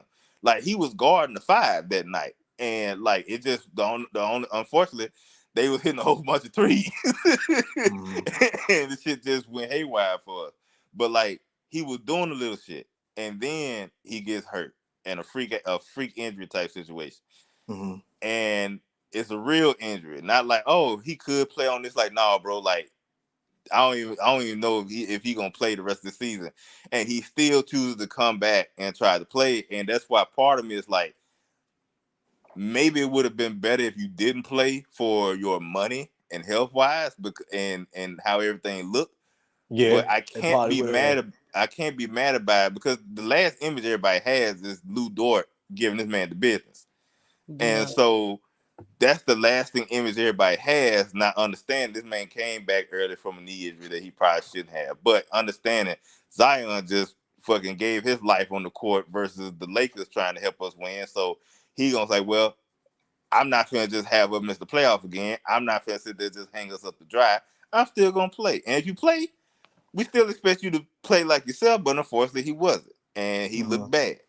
And then he ended the season bad on a bad note with the confrontation with him and Willie Green. And then you hear all the stuff going on off season. So it's just been a bad year for that man.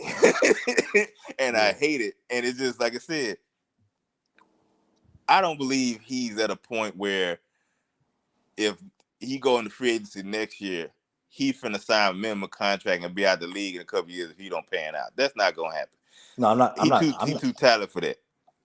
Now I do agree that if he don't do what he needs to do this year, that upper echelon of salary that he could make is now going to be depreciated. Like you, that $50 million, go ahead and cancel that, brother. You might well go and sign for 25 going forward. Like now look, DeMar DeRozan is a perfect how about example. this though? Yeah. Right. How about this though? That was a steal by the But how about Kings. this? You remember? I feel like because Bi just made a big post on his page about value, didn't he? Yeah. If you're not valued in the environment you're in, maybe you need to change environments because it will stunt your growth. Right. He want to be in an environment that values him. Now, his definition of his own value, it might be a certain dollar amount. So I don't know. Maybe somebody overseas might give him that dollar amount. No, ain't nobody finna get. Ain't nobody paying nobody no $50 million overseas. Okay. And even then, he's not. Yeah, ain't nobody making like. I mean, you might as well be in the NBA if you're gonna get paid. Yeah, I'm about to say, like, the whole point of them coming over here is the fact that, more I money. can make generational. Like, the only people that go overseas to make more money with the WNBA because they were paying them pennies. Right, but like, so like that's the thing that he not doing that. And again, like you said, DeMar DeRozan, like one of the reasons why, and you said, he played a lot of games last year. What happened in Chicago? What happened with them? To my DeMar? Yeah, but you can't just. Well, I don't want you to just point out last year. But that's part of it, bro. Hold on. Don't do that. Why we y'all trying to compare him to Bi right now? Again? No, I'm not saying he's the best. I am. GT just said yeah. What happened with Chicago? They picked up Giddey, and he was upset about that. He was like, "What direction is the team going in?" DeMar DeRozan? And after, DeMar DeRozan was upset about them getting Giddey? Yeah. Yeah, because he didn't understand that. He was like, "How is that making us better?" If he would, he wasn't feeling that move. For them, they was looking at what Lonzo Ball did, and then losing him, they kind of broke up their whole team. Man, having somebody to facilitate. Back. He's been not playing be on the ball. Man. Come on, Les. He's been out for like 2 years though. I'm just saying. I've watched some of his runs and things. He don't seem like he's skittish out there playing. When don't hit back him in the NBA. Yeah, might say when he get I know. I understand runs ain't the same thing, but I mean, you talking about Bi, bro? Bi is a player in the game, bro, that can give you 25, 5, and 5.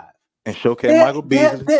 Man, Mike Beasley was not giving you 25, 5, and 5. Okay, bro. I don't believe that. But Mike Beasley, I'll tell you this, and I think a lot of people would agree. Get buckets. Between Brandon Ingram and Mike Beasley probably the far more talented player. Matter of fact, he was more talented than a lot of players. Over LeBron and D Wade said that. But here's the thing, though. Here's the thing. It wasn't even just the attitude. It was the inconsistency. Like, it was the situation of like, hey, I might get 40 from you today. Tomorrow, I might get 5. Like, that's the thing. Where it was just also that with him. Like, and Y'all again, sound like he had enough skill and his talent, but not enough skill. it wasn't even just Well, it wasn't even just skill. bro No, he had had skill. it all. It was that he didn't have the want to. He didn't give a fuck. Like he didn't care enough about yeah, it was basketball. maturity, and Or you know, maybe and not that even was not one caring thing about that they basketball had because he loves concern basketball. It was anyway. more maturity. Okay. It's Like you said, Lex. let me correct that.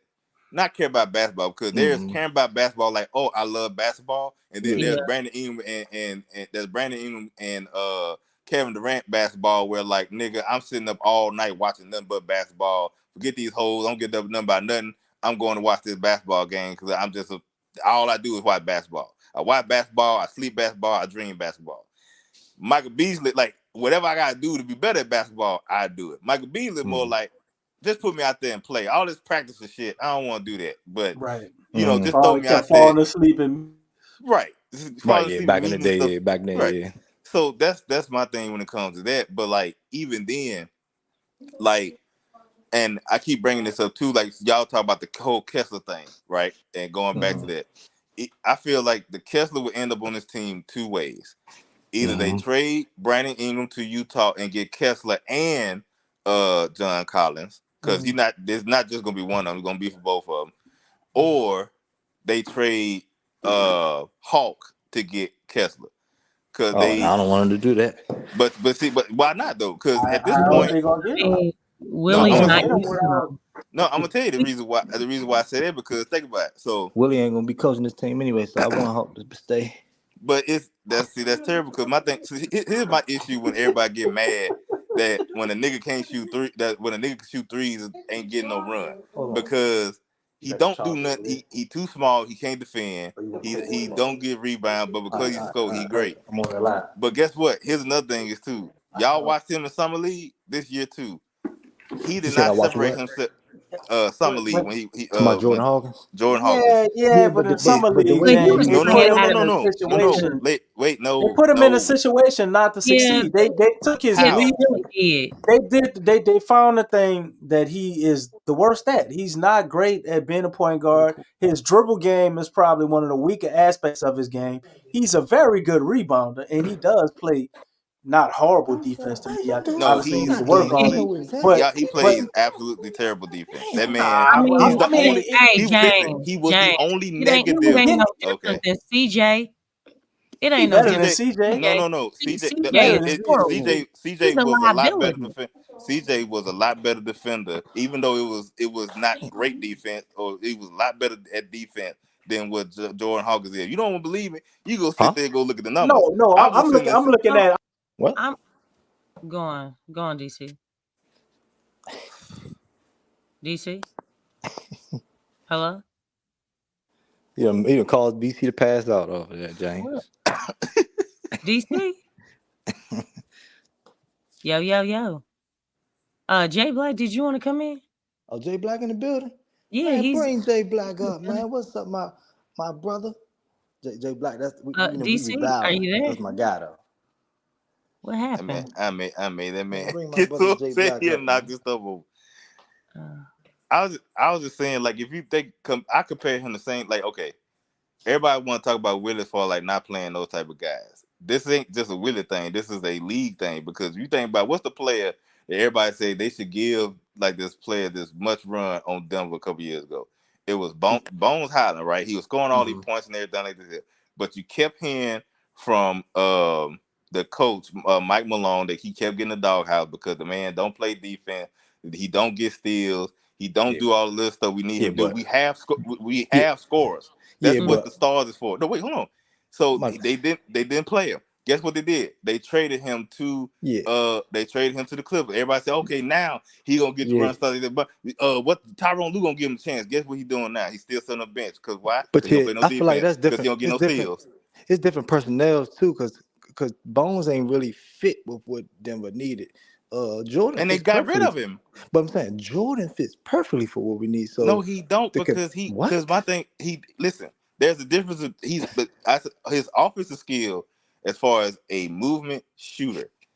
Yes. What? Yeah.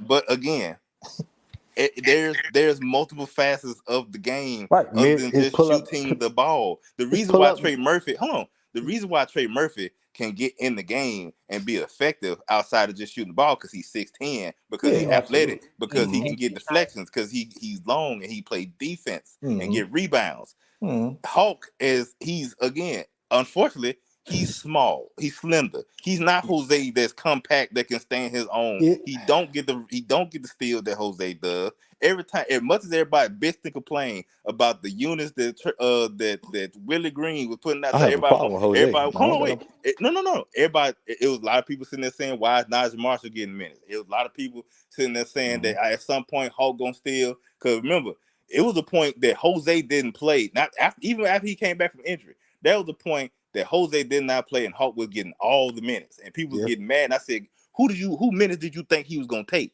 Hawk is Yeah. a guard. He Now, wasn't taking CJ spot. He was gonna take James. Jose. And Now, go ahead. now, James. This recently, it was a small sample size, but in the playoffs versus the Thunder, I mean, I seen Hawk come in the game and make an immediate impact with the ball, without the I ball. don't recall that at I all. mean, you're right. I bet you don't. Because Willie put him in for about two damn seconds. It was trash minutes. I remember that. I about to say I No, don't it wasn't trash. recall. I No, don't it wasn't But trash recall. minutes. I went on a whole spill, but y'all ain't here Yeah, because no, it I wasn't trash unplugged minutes. myself. DC, it But wasn't trash minutes. It was like in the beginning of the game for real. It just he put him he in. probably came and hit a few 3-pointers. But my thing, what I was saying about Hawk, man, is we have guys on the defensive side of the ball, a la Dyson Daniels, right? He gone. That I know, but I'm just saying he gave you literally damn near hardly nothing offensively. Got a little better last year, right? But we find minutes for him because his skill set and what he can do defensively is so special, right? Probably one of the better, on ball point of attack defenders in the NBA. All right. We ain't got him now, but that's a real thing. A lot of people Now, say he was better than Herb. he was at point of Yeah. attack, like just Yeah. being Yeah. on. He was, man. Yeah. But as far as overall defense and everything I heard we do, hell no, it ain't close.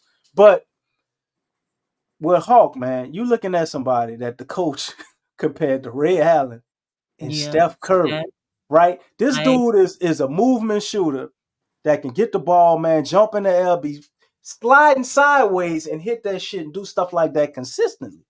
You talking I hear about you. somebody that, to me, He shouldn't the have skill taken- set he had, man, he's a pure shooter. He's not just one of those guys that can hit 3-pointers. This dude is made to be an ultimate shooter. Like if he reaches his full potential, he could be one of the best shooters in the NBA. He can't. Ever.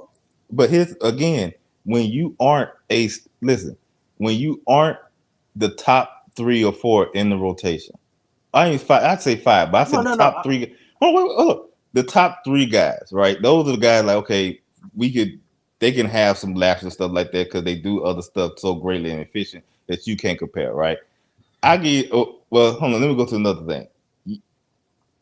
Based off what I just said, when you think about what DeJounte Murray said about Pop, and also what Kawhi Leonard told him, he said, when you are a role player, don't worry about the scoring stuff like that. What's going to get you on the court, and this is everybody. This is why I struggle with the whole Willie Green stuff, because this ain't a Willie Green thing. This is a coach thing. This is what they do. The greatest ones say, motherfucker, if you are a role player and you can't come in here and do nothing but score or shoot, I can't help you. I need you to do the other stuff. I need you to be out there because I have Zion that's gonna give me 30 points. I have Brandon Ingram to give me 30 points. I have CJ McCollum. I have DeJounte Murray now. I have Trey Murphy. I have those guys that's going to give me the points that I need.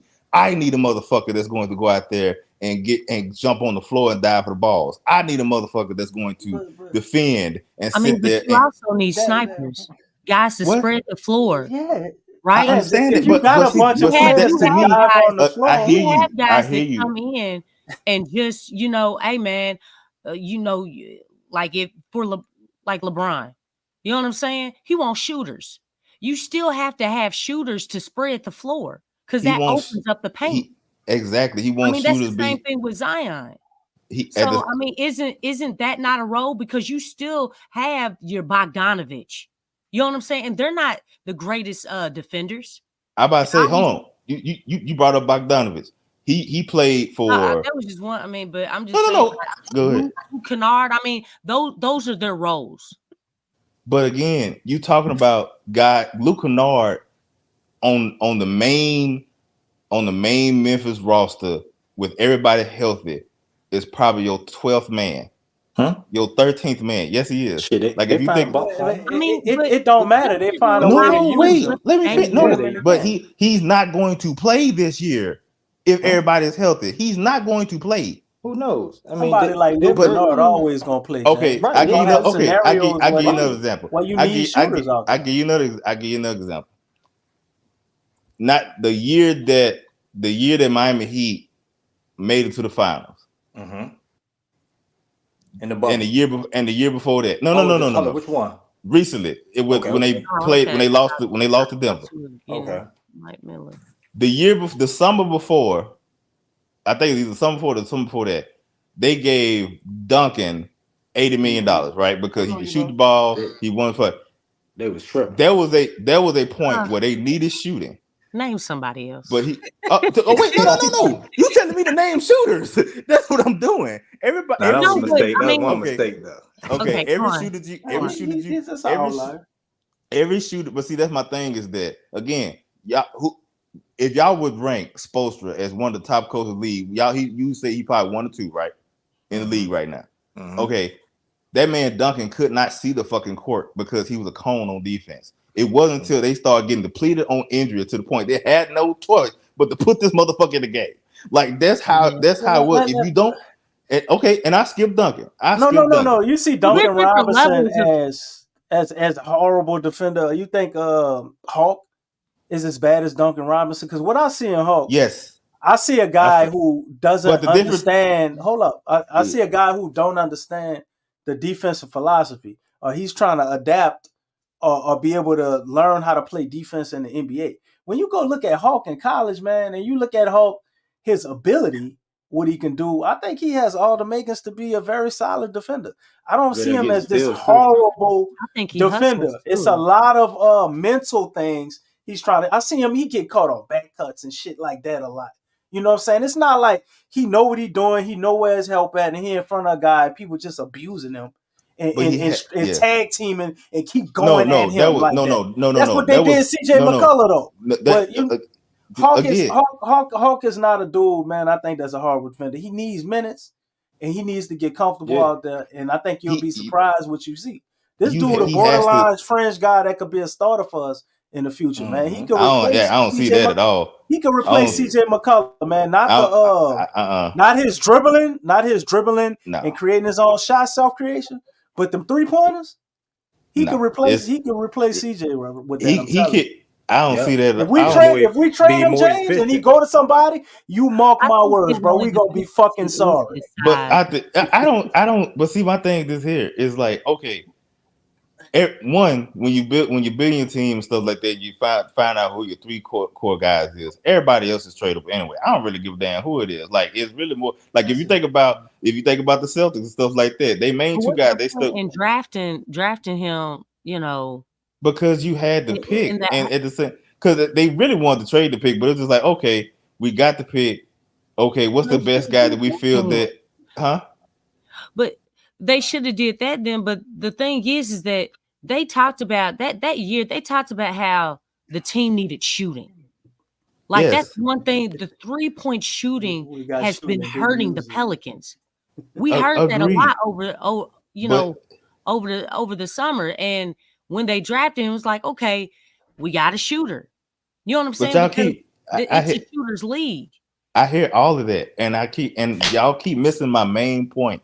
My main point. If you're not Steph Curry, if you're not these guys that are world benders type players and stuff like that, they can break stuff. That like they will allow you to be lackadaisical or do certain things on defense because of the fact that you're so fucking good offensively and everything else as a player that we'll find other people to help you do that stuff. He is not that. So you have to find your niche in the because again, yes, you need shooting. And definitely shouldn't have said what he said because that was crazy. Ray Allen and all that. he compared him to But Ray Allen. everybody, but a lot because of being, which yeah, is because of crazy. being a movement. He It's said like, the dude, way because he, nobody benches or gets DMPs if you playing like Steph, and that's Yep. what he said. It's but like, dude, but that he makes said he absolutely no sense. compared. No, he compared his style of offense as far as being a movement shooter, and he said there's not too many people that come in this league with those abilities. One of the reasons why he got the fucking Right. Ray Allen shit is because he went to UConn. Like Yeah. that's the other thing is too. Nobody in the world believe this man coming out. He said he has that skill set that they have. He didn't say he was the same Yeah. caliber of type of player There's coming a out way of But that college. it you still can was. utilize that though, James. You know That's what I'm not. saying? Like, But if you're again, I keep telling y'all the same thing over and over again. There's y'all keep bringing this a Willie thing. I am telling you across the fucking well, he's league, the the best coach. coaches. Okay, let me finish. He's Wait, hold doing on. this. I'm gonna let you Go finish, but I go gotta go. reply after you say it again. Yeah. Okay, Go ahead. Go ahead.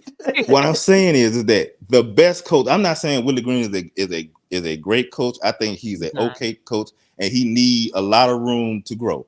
I am saying that. What I am also saying is that the issues that y'all have with Willie Green is the same thing that every coach that are greater than him, that are some of the best coaches, had that same fucking philosophy that he also learned from, that he also was on those same coaching staff that say, hey, motherfucker, if you're not Zion, if you're not Brandon Eagle, if you're okay, think about Steph Curry, motherfucker.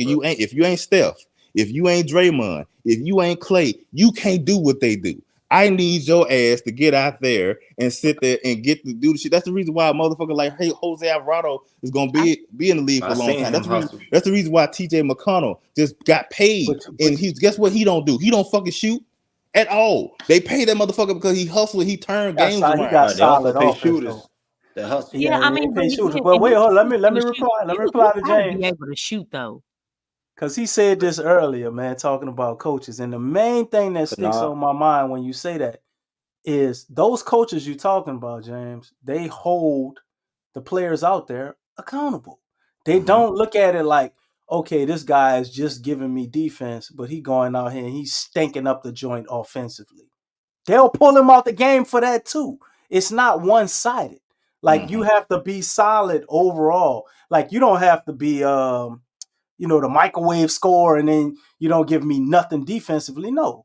But you also can't just play defense and not give me anything or make bonehead plays offensively and leave you out there. And Willie is jaded when it comes to that. He'll have guys out there defensively and we can't get nothing going offensively. And For playoffs. you got a guy like Matt Ryan and Hawk out there that if you put him out there, you get you some points. Especially if you call certain plays or have certain things for the bench unit where you trying to maximize or utilize that. Other coaches do that, brother. Other Now coach, they're not gonna have a whole bench lineup just full of shooters. Like, Right. yeah, you need hustle Mm-mm. guys. You need You some guys with that and four mentality. forward. But your whole bench lineup don't have to be them. Yeah. You but my need thing, but somebody Situational with the coaching. mentality of a scorer Situational too. coaching is terrible. y'all keep saying it. I'm telling you, when you have a roster, that's different when you have a roster that has all the shooting and some guys on there that can play defense, so they not a cone and stuff like that. And you just say, "Oh, I'm gonna try you. I can afford to do this, that, and the other." I'm saying if your team, and again, I'm gonna go to Denver. The team is like, listen, I have the offense. I have the offense. You know what I don't have? Like matter of fact, it ain't even the shooting because Denver Bro, was one of the worst 3-point shooting teams in the league even last year. our So offense, our offense don't I'm talking play. about offense. I'm talking about offense. They were one of the Right, worst that's what I'm 3-point saying. We shooting still be teams in the needing league, more offense. and they kept saying, and again, I say this here: were they not a top 10 offense before before what's called them got hurt? Who? Because as much as because remember, I don't know if y'all pay attention to this stuff, where it's like the graph and it shows where they rank offensive rating and defensive rating, and then the way the graph goes is the further right that you go on the graph is you're balanced, right? Like you have your top whatever team defense and your top five, like the X and Y and X axis, all that stuff. I know I'm Mm. doing a lot of talking, sorry, but either way, for majority of the team after the IST, the Pelicans were a top 6 offense Yeah. and a top six defense for majority of the season. The shit didn't take a nosedive until Brandon Ingram got his knee hurt, and then I think Zion had a couple games he had to miss or something like that for whatever reason. So those guys played with the lack of 3-point shooting, with the lack of the space that we talk about, and they still was the top six offense. So my thing is this here: yes, the shooting helps everybody to make the offense flow and all that stuff. I'm not sitting there saying that we didn't need more shooting out on the court. We didn't need all this other stuff. I am sitting here saying that there are greater coaches than Willie Green, that if it is a situation that I need guys that can shoot the three and do nothing else, or guys that can do everything else but lack shooting, I am going to choose with this motherfucker because I need stops and I believe in the other guys will make them. That's who they are. That's the reason why, like, if you want to sit there and say Willie Green may be slow to reacting to certain things, cool, I'm there with you. But I'm not going to sit there and act like Willie Green is a fool for doing the same thing that the greatest coaches in the league sit there and says he does. So, like, that's my problem. That's where I have this issue, is because y'all, and this ain't just y'all, this is most fans when it comes to their coaches. Like, the main thing they always bitch at when it comes to certain stuff, like the rotation stuff, because they're not playing the dude that you believe should be playing. Okay, that's okay, yeah. And so, because think about it. I get what it's you're the saying, same thing, man. And watching a team make certain mistakes night in, night out, that you can see, like, when this happens, need to be changed, and it this still ain't usually fixed. happens, and then we lose in the fourth quarter. Which, when this happens, or we're not leading in the fourth quarter, we have a 0-24, 0-27 record. Really Okay, is so blown let's away do the But from same I thing in the also, fourth quarter we did last yeah, time and continue to lose. But I also put a lot of that, and here's my thing, and You you're gonna right. put all that on the players? No, not all of it, but not all of it. My thing is here is that because here's the reason. This is the other thing too, that over too. I do not believe that there is any coach, I don't care how bad it is going into the practices and sitting there and just saying, hey, we can keep doing the same shit over and over again. Like, at some point, yes, to a certain extent, they do that. To a certain extent, they do that, because the same way, it's like, okay, you have to figure it out. Every team has a philosophy that they go by, and it's just like, listen, bro, at some point, you got to figure the shit out. Yeah. Like the same thing he said, like they talked about with Brandon Ingram, like the whole conversation with doing the playoffs, and they asking like how could he free him up more, and everybody got mad at Willie Green because he said like Brandon Ingram has to figure it out. He was sitting there betting, and he even told him too, like, motherfucker, you got to game the system. Like, you sitting there bitching about fouls, bro. You have to sit there and foul hunt. You got to sit there and pump fake, jump into the fucking stuff so you can get to the free throw line, because guess what? That motherfucker over there is doing it. And you see they grab and hold of you. You got to make sure the refs see this. You have to. And guess what he didn't do? He didn't do that. So you show Willie Green coaching them up and saying all of that, though. He said it, but my thing is, think he is. But no, see, that's the problem, is that, like, one, you can't assume one way or the other, because one, we're not there. I don't think. And I don't think I understand. But see, sure. but here's the thing. I have to. I guess this is me. I have too much respect in somebody that had devoted their life to do something on the highest of levels. That have seen everything. Hold on. That has seen every single. Hold on. See, that's the, again, to me, that sounds like if I sit there to come talk about your job that you've done, so like, hey, bro, I ain't never did before, but you don't know the fuck you doing, and I guarantee you don't, even though I don't really understand what you're doing. Like, that's to me, it's like, listen, I don't believe, because you can still be. It don't necessarily have to be that. It could be like, say, man, like, I see what you're doing over there, and I've seen it. Last time you did this happened, and you're doing it again. I asked you to paint my house, and then you said you were putting this as a base, and then you put that to make the color, and then you used this color last time, and it made the wrong color. And you're doing it again. And I've seen I don't have to know how to paint. I don't have to know how to paint, right? Or and how I've to seen mix a painter color. do it. You know what I'm saying? Like, you can make observations of things that you repeatedly see happen over and over, and when one thing happened, the other don't. which is also the reason why, for the most part, they try to get rid of who this year. That's Big Q. but so what's up, Big Q? He messing with me because I cut you off. So No. It's all good. You know, sometimes you gotta cut me off, man, because I get the rambling. Oh, but man, like, we know. You got a lot of great information and insight, though, bro. We love having you here. And I guess you keep going like the Energizer Rabbit, man. Oh, James gonna keep going, man. We'll be on here all night. Now with Jay Black. Oh no, I said no. I got work in the morning. So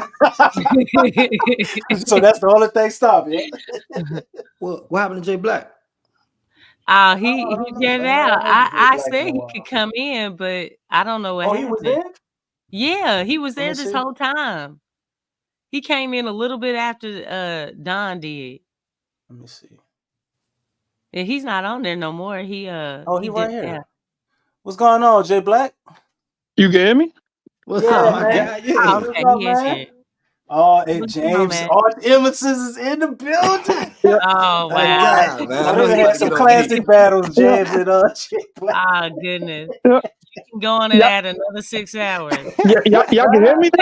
Yeah, we can hear you, man. Oh, glad to have you back, brother. I'm dipping at 11:30. I was out. The Jordan Hawkins.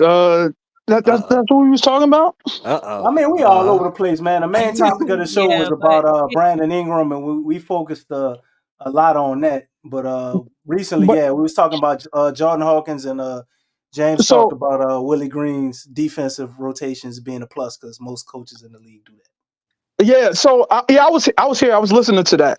Okay. Now what I heard, they was experiment with Jordan Hawkins in the summer league to try to run him at point, right? Because they can't find him no minutes at the shooting guard position. The shooting guard position, because he don't play a lot of defense. He's not that good at defense. So they was trying to see if he could run point to get more minutes for him. So since he kind of blundered, it don't look like he's gonna get some minutes. I don't know if y'all feel good about that, but I don't see that. He's not getting no minutes this year. Oh yeah, I was just talking about trading them, me, Don Anthony, and I don't know. I think Lex probably feels similar. But like, I don't want him to trade him because of what he can be in the future. But my question is, it's the way he's being used, though. He's got to be used the right way, and this may not be the right situation for him. So, yeah. I mean, unfortunately, I think it's all about fit. But if you so here's the thing too. I say this, man, that'd hurt to lose him, and then Willie get fired. Would that be some shit? It would be messed up. But like my thing is this here. So y'all believe the way it is that because y'all said you wouldn't trade him for Walker Kessler. My thing is this here. So you say you're not using him, and everybody been bitching all summer about the fact that we don't have a real center to start the season, and this is terrible. And this team don't have a center, we're gonna get our ass whooped. So you rather keep a dude that most likely not gonna get no run this year, and we still have a hole on center, and we'll keep that hole other than to trade a dude that we won't play to get a center that we need. Kessler's not the ideal. They're not trading them straight up either way. So it's like, why not? I mean, they attaching a pick. Why just send somebody else? They salary, but the thing is that Utah obviously has him available and don't see him being part of the long-term future. The Pelicans don't see Jordan Hawkins probably at some point not part of the long-term future. If he put weight on it, he probably would be. Just after his if he put weight on. He could play small forward if he put some weight on. He put some weight on. Who can play small forward? If he put some weight on. Can I ask you a question though? Develop their talent. Can I ask you a question though? Oh, sorry. Has it ever been a player like you seen when you bought 2 games, right? And the team just really can't use them? Yeah. Like who? I gotta go through. I don't know. I brought up Bones Highland. Bones Highland won a couple games. Absolutely, that's a great comparison. You remember a game where he won them a game? He won a Yes. couple games. Yeah, Yeah. he was Yeah, he I'm talking averaging about like like was one 40. a Like game, like one we of talking them about he was getting like like 30 points, but he we talking couldn't play no about defense. Can I Because name you Denver's good. specific? Can I name you the specific games and where they play? No, I can't name those particular games. But I do remember watching on League Pass when it's a situation where like Jokic probably the only person that like Jamal Murray wasn't there or MPJ were both hurt or something like that in bone play or a situation where one of the other two didn't have it and the only person that had was Jokic and he played along with him and he scored like 30 points or something like that. yeah, Like but I mean, he won them games might want and they still benched him yeah, and then but traded him. when I think about my guy Jordan Hawkins and I say, man, Zion didn't play, they didn't play it. Then he go against Kyrie, and he had the most points in the game. I mean, that's pretty good. I mean, shit. I mean, I I don't. mean, Nah, again, that don't get you the win though. but Because my thing You this said is that in so what? that don't get you more playing time. Because Yeah, listen, no, I feel that you. I because feel you, but I mean, damn, that's something to as look at. he was the number one option for that game. Right. But But no, when the number one, Jonas was. nah, I was about to say Huh? nah, Jonas was a option, but they was Huh? feeding the hell out of Jordan yeah, Nah, they Hawkins. was Jordan Hawkins. From the Hawkins was the double number team. one that game because they ain't really had nobody. We had a lot of people Bro. injured, so Bro, they We didn't really have a choice. No, Bi, they we had weren't. Bi, we had what'd you say, Lex? What'd you Jose say, Lex? Alvarado, we had Zion. All three of them was injured at that Right. time, I believe. Yeah, I believe. but I think Jonas CJ wasn't there either. I don't was think. the guy to go through though. That's why Jordan Hawkins was getting the ball off the double teams. But okay, so even if he Okay. wasn't the main guy, he was number two, Right. and Okay. he's never going. There's no situation But my thing that is, yeah, but he he had to go as Kyrie and all that. I mean, and he stepped up and I mean I seen that game and I think it was another game, but it was just when he did that, I said, man, this is nice. I mean, this is we saw Lonnie Walker cook the fuck out of Steph Curry. Guess where he at right now? He just signed a 10-day or whatever for the Celtics. Like yeah, again, like my thing is here. yeah, but I mean, Everybody have their day. yeah, but I mean, yeah, I feel what you're saying, but I mean, I done seen him do it with Zion and without. And so I was like, okay, bro, pretty, and But he a shooter, a lethal shooter. It's You not. said I with feel like Zion. I feel like Jordan can fit everywhere in the league, and then I mean, Lonnie's not really a it, big shooter. it You know. but here's the thing. Anytime that, Uh, but here's the issue with the Jordan Hawkins thing. Anytime Jordan Hawkins has gone off, he was either the one or the second player on the Yes. team well, because not somebody else was well, hot. no, no, no. He had Okay. 30, about 30 points in the Nuggets game. When we missing somebody at Nuggets game? Nope, we wasn't. Nope. No, Huh? they was no, we wasn't. That was and then that was the Oh, game that they end up coming back beating. I know what you're Yeah. talking about. But like, okay, so he can score again. Mm-hmm. Every dog has his day in the NBA. Hell, Corey Brewer scored 55 points or 50 points, whatever it is.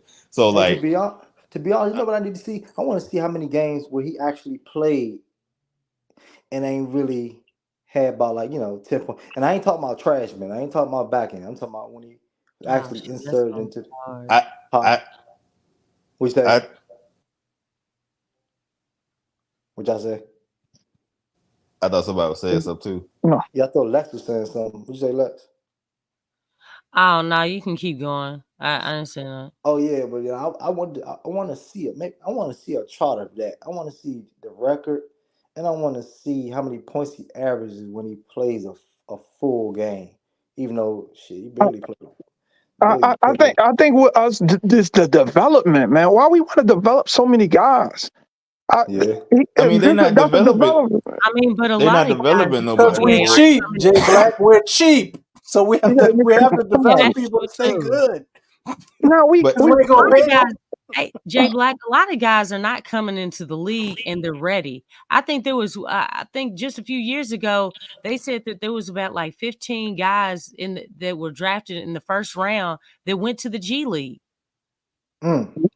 You know what I'm saying? Like, and that was just a few seasons ago. Like, no Mm-hmm. one's really coming in like ready. Ready. Yeah. unless you special, unless you one of Yeah. Yeah, them unless you're one. special. But it's like you're seeing that the league is trying to create stars.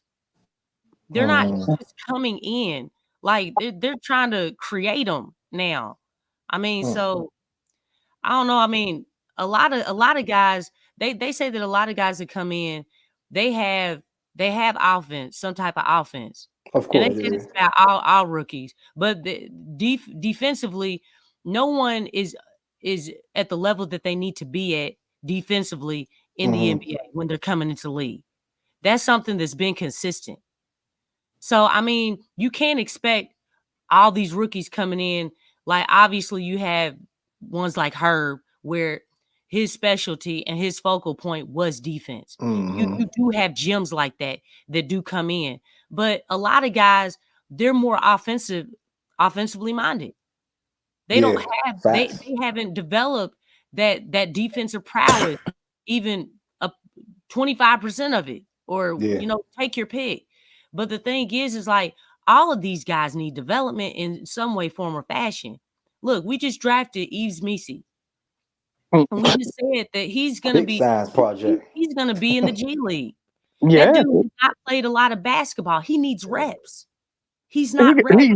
he getting reps in the G League. He don't need reps in a game that's important. That if we lose because of him, then we gonna be highly upset. We gonna be highly upset if we lose because of him.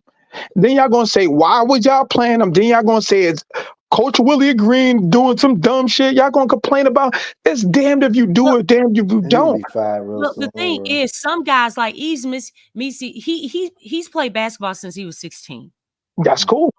Okay, so the thing is, it's not like for like somebody else who's played 8 years, and there's different levels of as far as the reps. You know what I'm saying? Uh-huh. And the thing, as far as the readiness in the NBA, you know what I'm saying? And as far as his readiness, like putting him out there, it doesn't make no whole lot of sense. So I say he not gonna. He obviously, well, I ain't gonna say obviously because you know how the team is when it comes to injuries and stuff. But like, Yeah. if in the perfect world, he will spend majority of the first half of the season playing the G League because he need to get the run, but he's not quite there yet at the NBA to do the stuff. So that's okay. The other thing is too is this. Yeah, it's a cheap thing, but it's a thing that a lot of these teams are going to do now with the way this second April stuff go, because a lot of the teams are going to try to avoid that second April because of how crazy it is. So what's your next alternative? Well, it's what Denver is doing. We're not going to re-sign KCP. We're not going to re-sign Bruce Brown. You know what we're going to do? We're going to draft either a 4-year player that played a couple years and come in and see how he does, or we're going to draft a guy that we believe that we could develop eventually to take over that spot that's only making $5 million compared to paying KCP. So no. But here's the thing: you say they could do that, but a lot of people said that one of the reasons why they may have flamed out sooner than later that everybody thought they would have is because of the fact because they didn't bring back certain guys that gave them a lot. The Bruce Brown and other people that they didn't bring those guys back, and then they doubled down this year and did the exact same thing again by letting KCP walk out the door. So there's a lot of people that's like, yeah, we believe they're gonna be one of the top teams, but it's a lot of shit that those rookies y'all drafted didn't develop like y'all thought. They didn't take the leap that y'all thought they were going to take to replace what Bruce Brown did. And then you're going to bet again that one is going to replace KCP, which is your second best defender and probably your best, second guard and stuff like that. That's no bueno. But again, when you have a guy like Jokic who plays and make everybody else better around them, and you just won a championship, you have that leeway. The other thing is too is that when you are like the issue with the Pelicans when it comes to developing talent now is that we're past that stage. We're at the stage of trying to win now, and so if you're not going to give us stuff that can help us win now, whether or not like you don't have to give us 30 minutes. If you can give us 15 minutes of you just out there just hounding the shit out of the second unit guy or making it a living hell, guess what I'm going to do now? I'm going to give you more responsibility. I'm going to give you more runway. I'm going to give you more minutes and stuff. And see, that's the thing too. Everybody laughed at jokes like, oh, he a he a Willie Green guy because you might well kiss them Hawk minutes That's true. goodbye. That's true But too. but that's true. But here's the thing: you gonna let I'm not finna get mad at Willie that this motherfucker came out there and took this nigga spot. That he came out there and he hustling because I tell you what else, the Chicago Bulls, them fans, they love the shit out of Javonte Green and hated that motherfucker left. Yeah, I I just remember like I said, I don't when have a problem played with with him playing. Duke It's just but situational. Giannis. Javonte Green gonna be awesome, man. Oh, Yeah, Straight absolutely. up. and he's super athletic. I like him. Yeah, he got an offensive game too, and play Yeah, he defense. does. So Yeah, And then he and Shoot here's the the other three. he an all here's around player, man. yeah. and like Joe Black just said, here's the other issue is that okay, you traded for DJ, right? Which pushes CJ McCollum to the bench, right? Are we sure of that? I let That's what No, we no, no. on, but are we He sure of that? no. He going to the bench. I promise you that he How going you to the know? bench. You Just say know about I got politics. he going to the 33 bench. million reasons why he not. He got 33 million. The reason why he No, don't give a fuck. 33 from 33. he Man, listen. y'all know 30, damn well y'all don't know what's gonna happen. 33. No. Listen. No, I'm gonna tell you. Here's the reason why I truly believe Truly that think. it's going to truly believe. I for one, I think I'm not going. I don't want to say too much. Yeah, there you go. Who you starting lineup there? No, the starting lineup going to be if Bi is not traded. It's going to be most likely Tice, Zion, Brandon Ingram, Herb Jones, and DJ. Because said if who? you Said DeJounte Murray, Herb, Bi, Zion, and Tice if Tice. Zion, because I think they want to Okay. play small. I don't think they're going to start having Zion or somebody that's playing the center position like people think they is. I think they're gonna put out Tice They're not gonna if they start him if at they don't center. That's crazy. if they don't. There's some people that think they go start Zion at center, but I don't believe that. But No. I if don't believe that either. If they want but to maximize the man, they don't right, want to do that. no, they not gonna do that. So that's the reason why I I wouldn't still be think mad at him unless starting him at center certain games. That's what I think would be like. You I, know, if a team certain is small, that'd be situations, Everybody like, man. keeps yeah. saying it, man. I wish people would I stop. still wouldn't start him.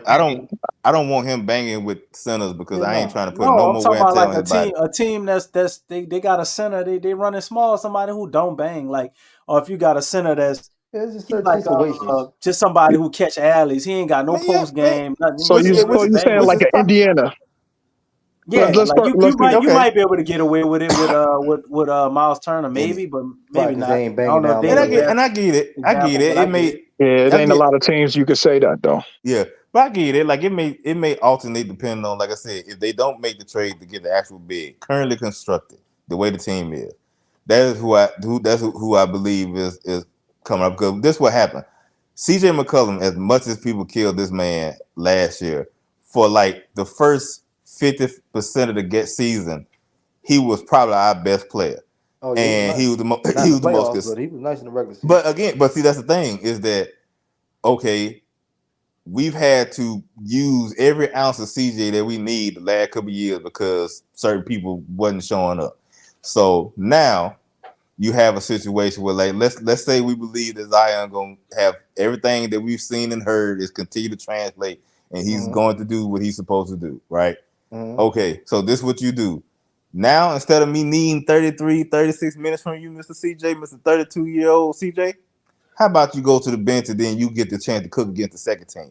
And you get about 25, 27 minutes, and we can have you rested up and you don't have to burn yourself out throughout the season. Plus, again, another thing is too, you said there's 33 million reasons why he shouldn't go to the bench. There's 33 million dollars the reason why he can go to the bench, because guess what? I'm paid and I don't give a fuck now because I have my money. And at the same, you know, You think Mr. I've been to the playoffs every year of my career?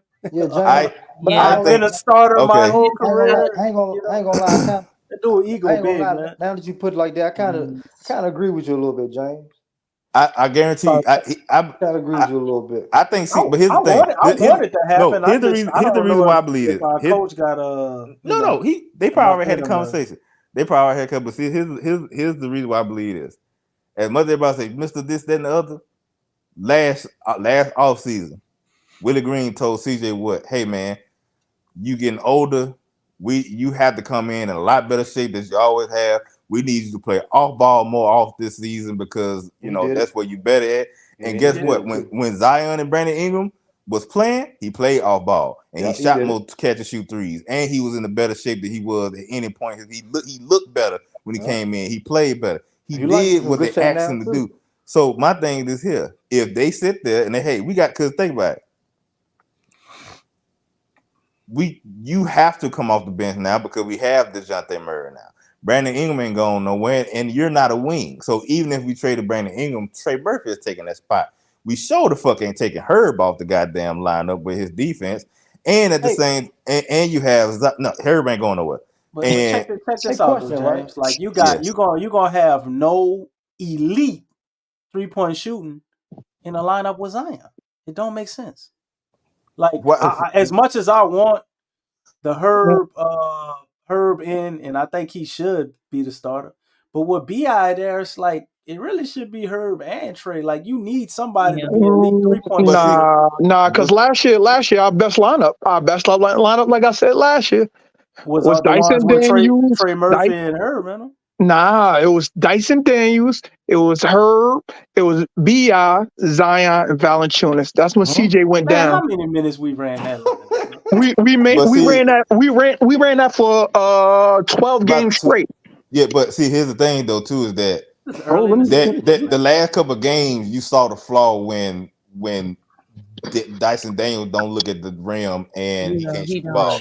So like it was good for a run, and then what happened was that because what the part that people didn't acknowledge the reason why they were so successful is because Herb Jones and Dyson Daniels was getting a lot of steals and they was running. Yeah, they was when the games that they could not get steals and get deflections, Dyson Daniels struggled heavily because once we got in the half court offense, he was pretty much, useless because again he had the Lonzo Ball effect when he first got here, where he don't look at the rim. But unfortunately, he couldn't shoot like Lonzo. I ain't gonna lie, Herb Jones might be a little more lethal this year.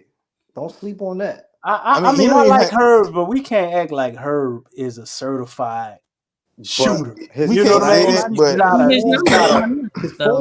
his form can he has a nice form. Here's the thing. So he did. You right. We can't sit there because what happened? We can't do what?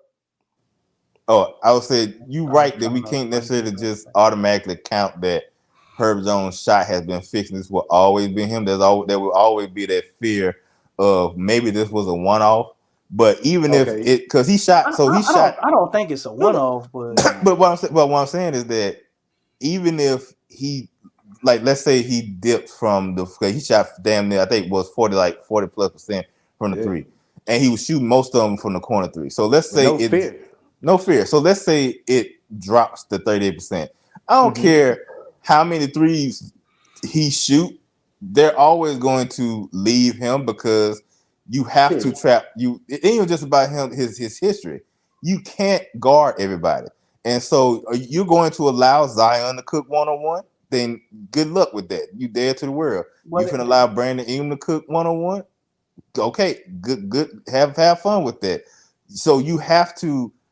Most teams the whole reason why they have the whole point of stars and stuff like that is to get the advantage where they forces the defense to shade one way or the other to have advantages on the other side. So Herb is always going to be left open no matter what happens. That's just the nature of the business. You've even seen situations too that if Zion is out on the court, how many times we see Trey Murphy get wide open threes, knowing this motherfucker is a 40% 3-point shooter. So, but they stopped giving them to him at a certain point when he had gone, especially CJ. Man, they stopped that in the playoffs. Just because they stopped that in the playoff because they didn't have to. There was no threat. There was no Zion that was going to like cook you and go for 50 because you allow him to play one-on-one, and now he's collapsing your defense and he's spreading everybody. Because of Brandon Ingram being hobbled, they was able to defend him one-on-one with just Lou Dort and have everybody sit and stay. No, they OKC always defend us that way. They don't and when Zion plays, they struggle. No, they don't. They was beating us. I think we beat them. Okay, the we two got game, one. the We two came hold back on, the on two one no no game. the two. I'm about to say the two games that we played against them when Zion played and Brandon Ingram missed both fucking games. Right? They Yeah. they New Orleans beat them at home, and then they came back and was about to beat them. They tied. I think they tied the game up. No, they took the lead. I'm lying. They took the lead They versus came back and won one OKC. game. Another game. And no. We only played. How many times we played OKC? 3 times. I don't even know, to be honest. I forgot. I just I remember gotta the look game it we up. came back and But won. I know Brandon Ingram, not Brandon Ingram. I know Zion didn't play the game. One of the games we lost. I think we ended up 2-1 versus down 2-1 versus OKC. But the two games that Zion played, I'm talking about them because that's obviously the superstar and that's the world breaker. When he plays, they do not have the guy because everybody talk about Jalen Williams. Jalen Williams could not handle this man. Hell no. Chet Holmgren could not keep this man Go from the right through rim his chest. because again Zion don't stop. He don't give a fuck how many times you block his shot. He's consistently going to attack the rim. So that wasn't stopping anything. Yeah, right. So every time that Zion has been on the court and we've played OKC, they are in hell. So that's the thing is that when Brandon Ingram plays, and again, this ain't really a knock on Brandon Ingram. It's just the fact that they can defend him easier because the perimeter. Right, the perimeter. He's a long, lanky defender. Not that like for the long, lanky player. So you they can move. They can move. You put length on him and stuff like that. And plus, Brandon Ingram ain't the most super athletic player, so you can defend him. Absolutely. You can't. They don't have nobody that can do nothing with Zion, and so. And I'm not sitting there saying this in the sense of like, okay, we're easily can beat OKC. That's not what I'm saying. We probably still would have lost that series even if Zion played. I just think it would have been a sweep. It probably would have went to 6 or 7. Which is why we should have went to JV more, but they did. But see, that's the thing is that. But here's the thing: they did go to JV, but the issue was that They benched him the last game. We got swept. They benched him. The reason why they stopped. Hold on. The reason why they stopped. The reason why they stopped going to JV is because they played into a strength. Because my thing is here. Okay, y'all finna dump it down to this big lumbering motherfucker. JV not finna beat us. He's not finna beat us. So if you want to keep, he was not. Man, he got like 20-some points, and they still won. We were because they benched him. They benched him in the fourth. He ain't come back in the fourth. Let me go back. Okay. No, go ahead. I'll look it up right now. There was a plan. There was a point in one of the games that they were feeding JV, and JV was doing well, and he was getting all this points. What game are you referring to? The playoffs? I'm taking the playoffs. I'm talking about the playoffs. Yes. There was a point they said they fed him because Chet could not guard him, but the problem is that guess what? Okay, you're getting his twos. We're hitting threes on the other end. That don't matter. Right, but that's what they was wasting possessions where they will go like a couple possessions without even giving the JV. I'm telling you right now, every team, if you sit there and you go in a situation and you tell them, hey, they're going to feed JV every single play down because we don't really have an advantage to really stop him. Guess what the team's going to say? Okay, great, cool. Let him have it. Like we not because he's not Jokic. He's not Embiid. He's not going to do enough to sit there and win the game. He can have 50. We're still going to win this game. I don't know about that. Nah. Okay. Let it happen then. Yeah. Let it happen. Because my thing is here. If you sit there, let me think about another team. Okay, I'll give you event. I'll give you do you think that let's say the fuck that team is the Timberwolves. Let's go with Timberwolves. Let's say here y'all game right here. This game too. JV led the team in scoring. Talking about JV? Yes, and they were blowing us out with him on the court. But no, bro. They were blowing us out with minutes though. He played 23 minutes. But in the first half, most of his minutes he played that 23 minutes he played, and we were down by 20, brother. That's my point. They didn't care. Though, man. That's that one game. No, what was the first game? I'm trying to look at the first game because the first game was the Trey Murphy game, man. That's when Trey Murphy had it going, and CJ wound up taking the last shot of the game, and everybody was like so confused and upset because Trey should have took that shot. No, that was this game right here, 92-94. Jesus we pretty Christ. much had that game and kind of let it slip away.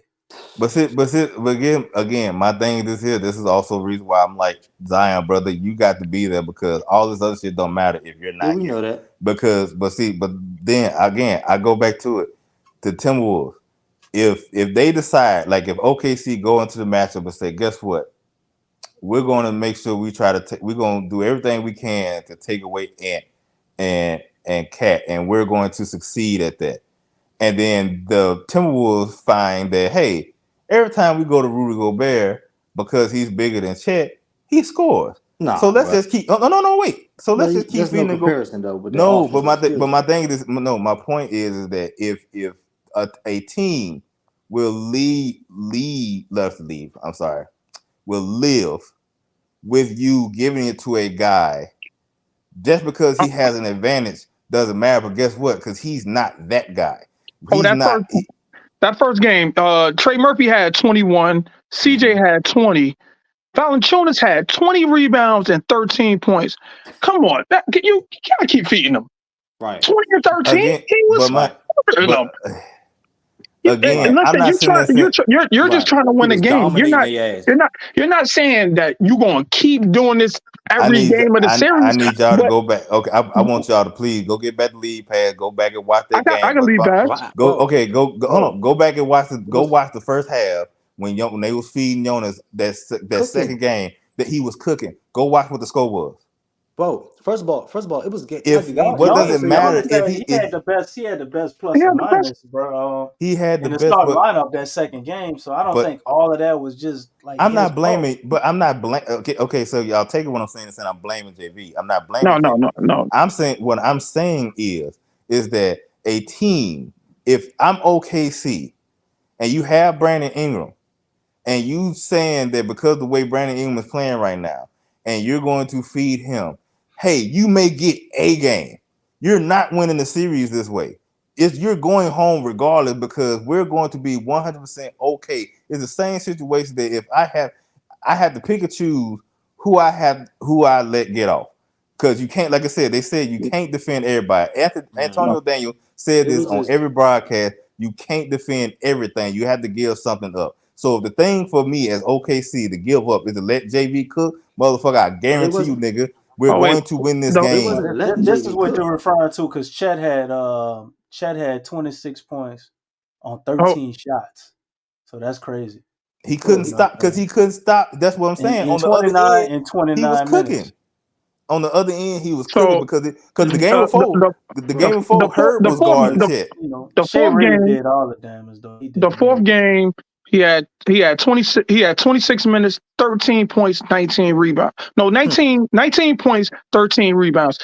Listen, man, I don't know, and nobody else was giving us production.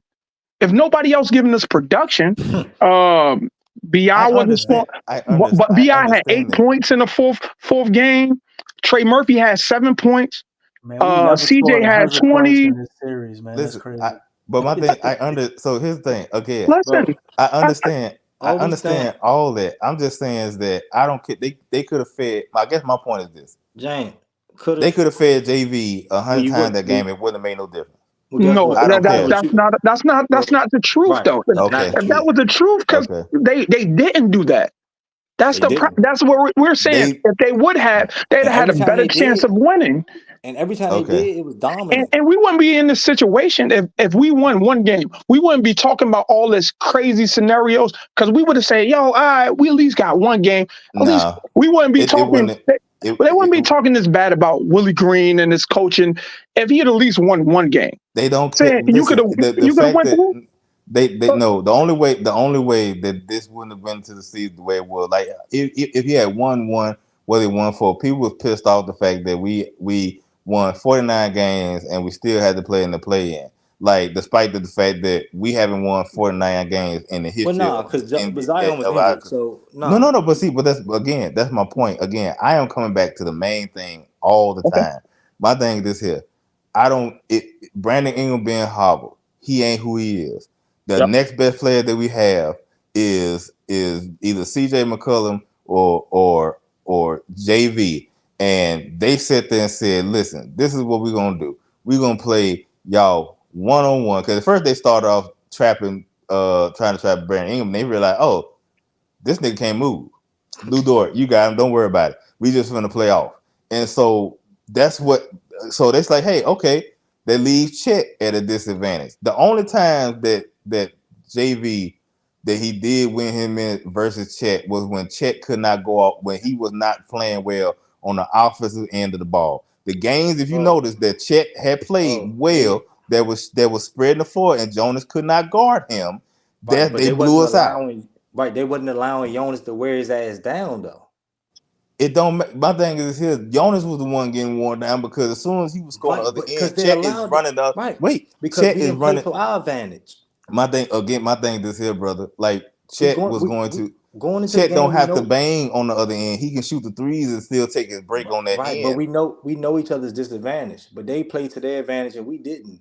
You know what our disadvantage was? The fact that they had Shai Gilgeous-Alexander and we didn't have Zion. That was their advantage. That's as simple as that. Right, that's the obvious, but you gotta come in with the best game plan possible. You keep sitting there saying like it's obvious, but my thing is here. It doesn't matter if obvious. The playoffs is all. How about this, James? You make adjustments just like the Miami Heat did and won one game without Jimmy Butler, and they have nobody on the roster. Say, James, they blew us out with Chet scoring 6 points, man. Look at the score. Mm-hmm. Which one? 106 to 85, man. Yeah, Chet ain't scored nothing. He ain't doing anything. No, he wasn't. He wasn't really killing us. And look what we did. What JV had 12 minutes. JV played 12 minutes, man. I guess my thing. I guess so. Here's look at our other offensive leaders. Brandon Ingram is our leading scorer with 19 points in 37 minutes. I mean, but see, so I guess my thing is the reason why. Like, and y'all playing bro. Y'all playing the other way where y'all felt like without Zion, we actually probably could have just done something with the extra adjustments. I'm saying I think we should have won a game. Any team, the game to win, unfortunately, was the first one. We didn't get it. It don't matter. You gotta win one, man. You gotta have that mentality to fight through and figure out, man. You have two games you could have won. You could have won a game against this is an inexperienced team, man. They ain't never been. You watch the Miami Heat, and then you got and so we say you talk about Miami Heat. Okay, they won one game. Threes the whole game. Guess what else happened? That's all they could do. Guess what else happened? The Suns had all they dudes. They got sent home by a younger team too. Bro, what? In 4 games. No, I'm saying we're talking about focusing on the Pelicans, man. But the guy brought up the Heat. Right. I didn't bring up the Heat because that's comparison to us. The Suns has no comparison to us. There's no comparison. No, I don't want to get into. No. Yeah. Okay, I'm gonna get to that point. But you said no comparison to us. You brought up a team. You brought up a team that that was injured, and then they lost. They won one game versus. They won one game. Okay, fine. Okay, and then I brought up a team that had all they do. Just giving another example of like if you ain't it and you ain't got it, you going home. You had KD. You had all these guys. You talk about experience, and this other team don't have all experience.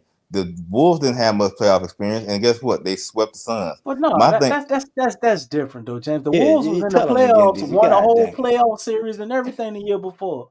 Like that's totally different than the Thunder. This team has never even got to the playoffs or to play in. They wasn't playing last year. They wasn't playing last year. Yes, okay, they never got to the. That's right. They beat us. That's right. They never got to the playoffs. You know what I'm saying? And they took a more experienced playoff team with the Dallas Mavericks to 6 games.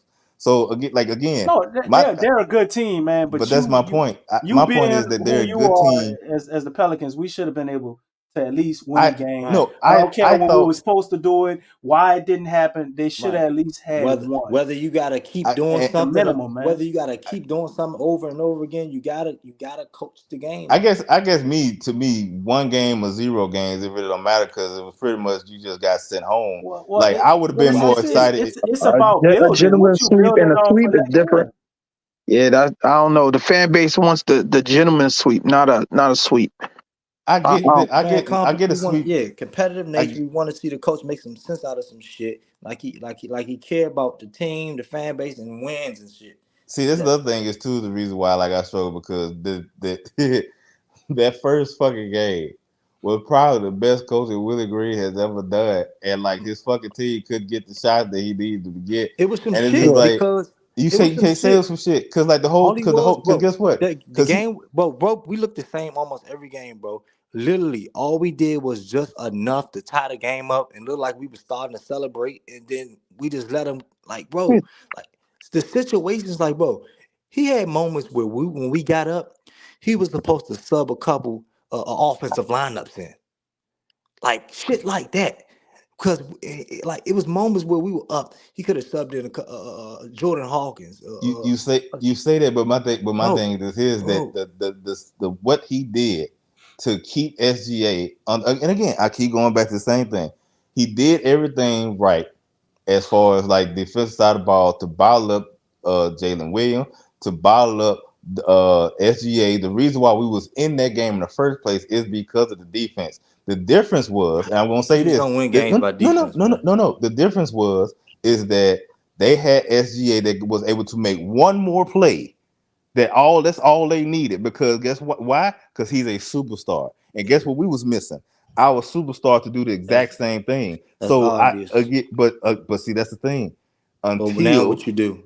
What do you do after that? What do you do? no team, everybody going to sit there. Take the reason why fucking Jerry West, before God rest his soul, before he I'm passed Jerry away, West. he said, "Oh no, okay, don't worry about it." Go ahead, go ahead. I'm just saying. So he said that I don't know if y'all watched. He was on the podcast with fucking Paul George, and they were sitting there having a conversation about all the stuff like this here. And the main thing he came down to is just Or the you. MVP. No, not MVP. He said you can't fucking win games when your star don't play. He said that's what he said. He said, Okay, and he we said, and my thing is here: you can win a couple of games in the regular season when they don't okay. play. When it comes to and the other thing is too, you sit there say they won one game. You know the reason why James, Miami sit there and won that game because Bam wasn't hobbled like Bi was, and he fucking helped them win that game.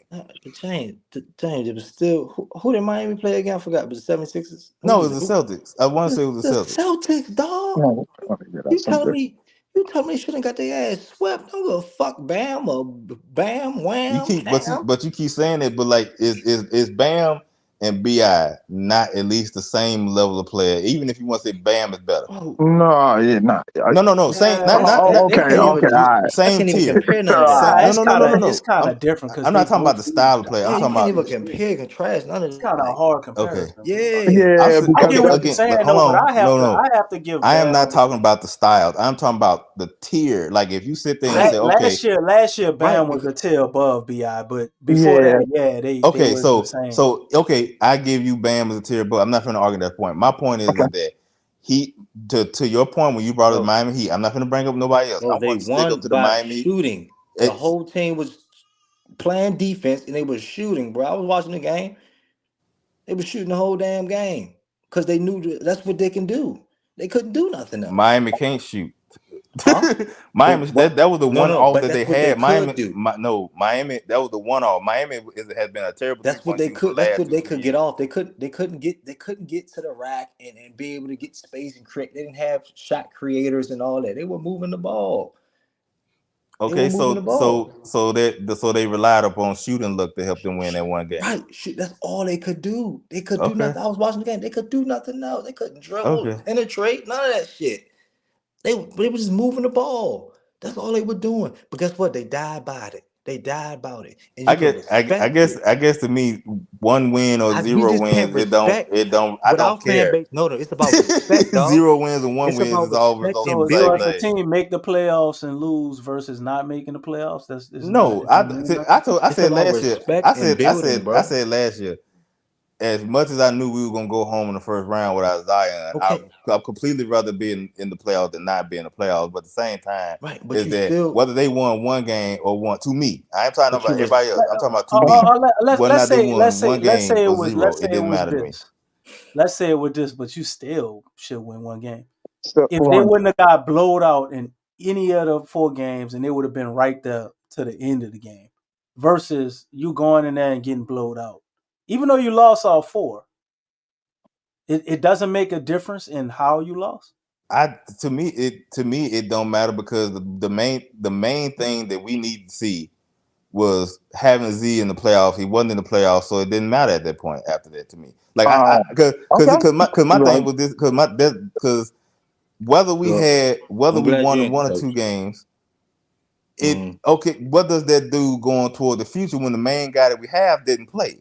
Because You build the confidence for the rest no, of the players. Thank you. it don't matter because It does matter. that You no need no. them What I'm saying, Trey players though. Murphy, Trey hold Murphy on, gonna wait. be the player we need him to be I because hear of what it, but happened in the But playoffs. see that happened. That was 2 years ago of you going to the playoffs and doing that stuff. Now this year it's no longer. Hey, we got to the playoffs and we got the experience and we won one or two games. No, now it's about motherfucker. We need to now get to the second round.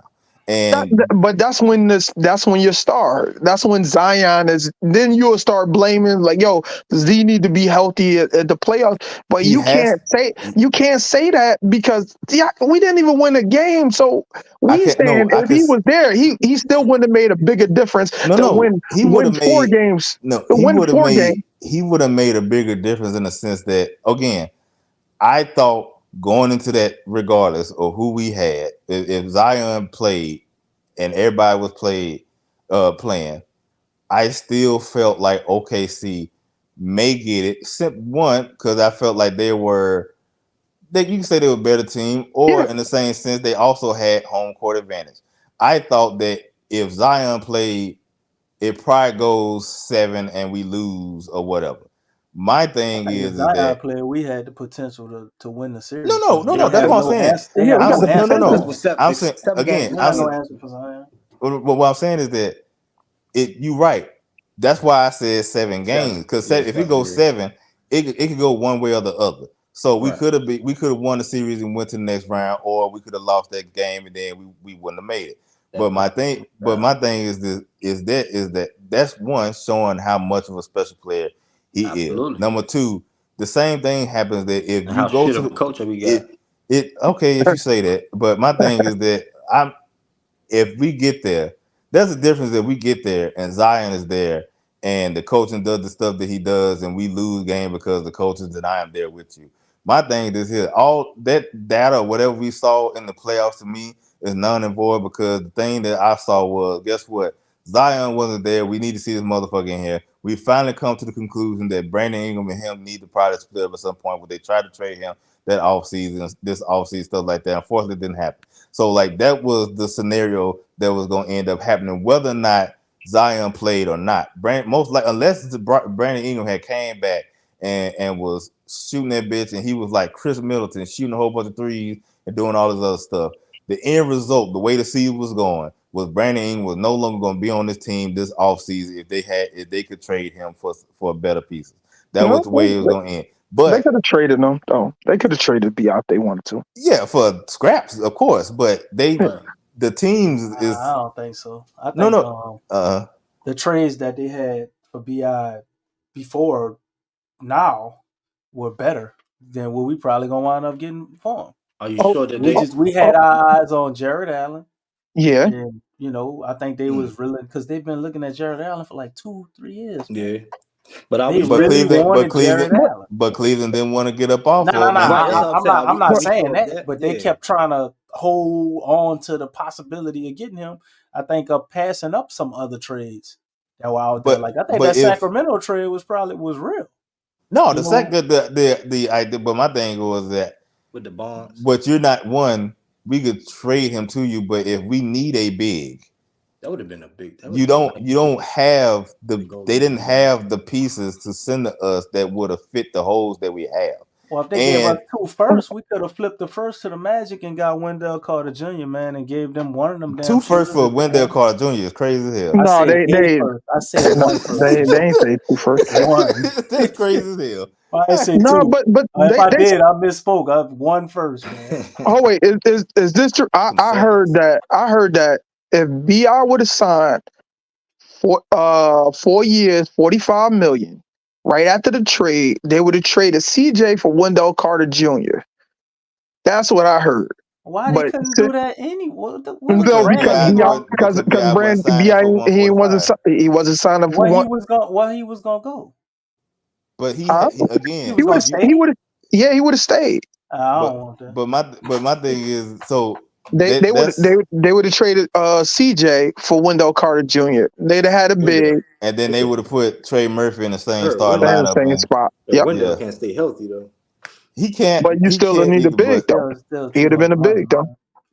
But see, any big, honestly, all these bigs that they tried to go after for the most part had, like Jared Allen has health Yeah. issues Hmm. as well each year and stuff like that. So each one they're Yeah. gonna run into is gonna have somebody that probably have some health issue. I think outside of like Walker Walker. Kessler, I think he Yeah. played, but at the same time His as minutes ain't that much though. They always used him kind of rotational.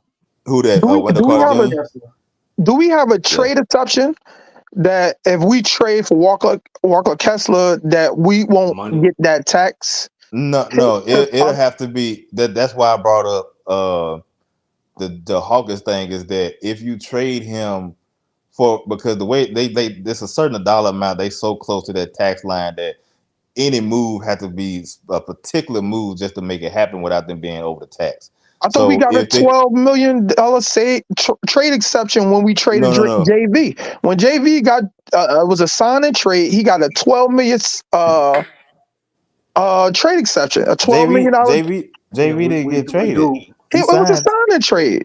what? It was a sign and Yeah, trade. it was, and we got It was a sign and trade. a potential Yeah. second round pick out the That's what it deal was. It too. wasn't no it wasn't no But wasn't no No, no, trade they exception. do have a trade exception because we trade were thinking exception. they were going to add the trade exception into the DeJounte Murray trade, But But we but they that still got couldn't it. but here's formulate it the thing to is do that. that They uh, wound up going a different route anyway. but the But thing we but the do have, I thing think it's like $10 million though. But the thing is that I think a good bit of that trade exception got ate up because of the trade kicker that kicked in with DeJounte Murray.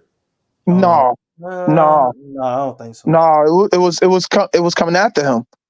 We I don't trade think so. that Valanciunas was after But they pushed the DeJounte trade. Murray. But no, the trade was after DeJounte Murray. They didn't make it official until a certain point because of something to deal with his contract. Because with a something about the fiscal year, I forgot how No, it ended up happening. But we added another person in the so the money could match. talking about Larry Nance.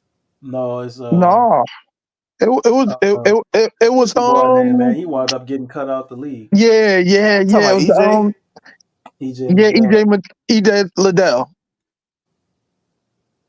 But not No, we it gotta was go back. somebody else. Who We else was? gotta pull this trade up, man, and look Go, at this real quick. But yeah, we got about 20 more minutes, man. We're gonna be getting up out of here. Nah, okay. but not yeah. But I was just saying that like it's the situation. The forces, like I said, the fourth situation was that they didn't foresee to the point where like okay, his value has been so depreciated to the point that now we trying to get scraps because I believe they also think that going into the season, yes, they signed Jared Allen, they got him locked in for the like I think like 4 more years, but he still can be traded before the trade deadline.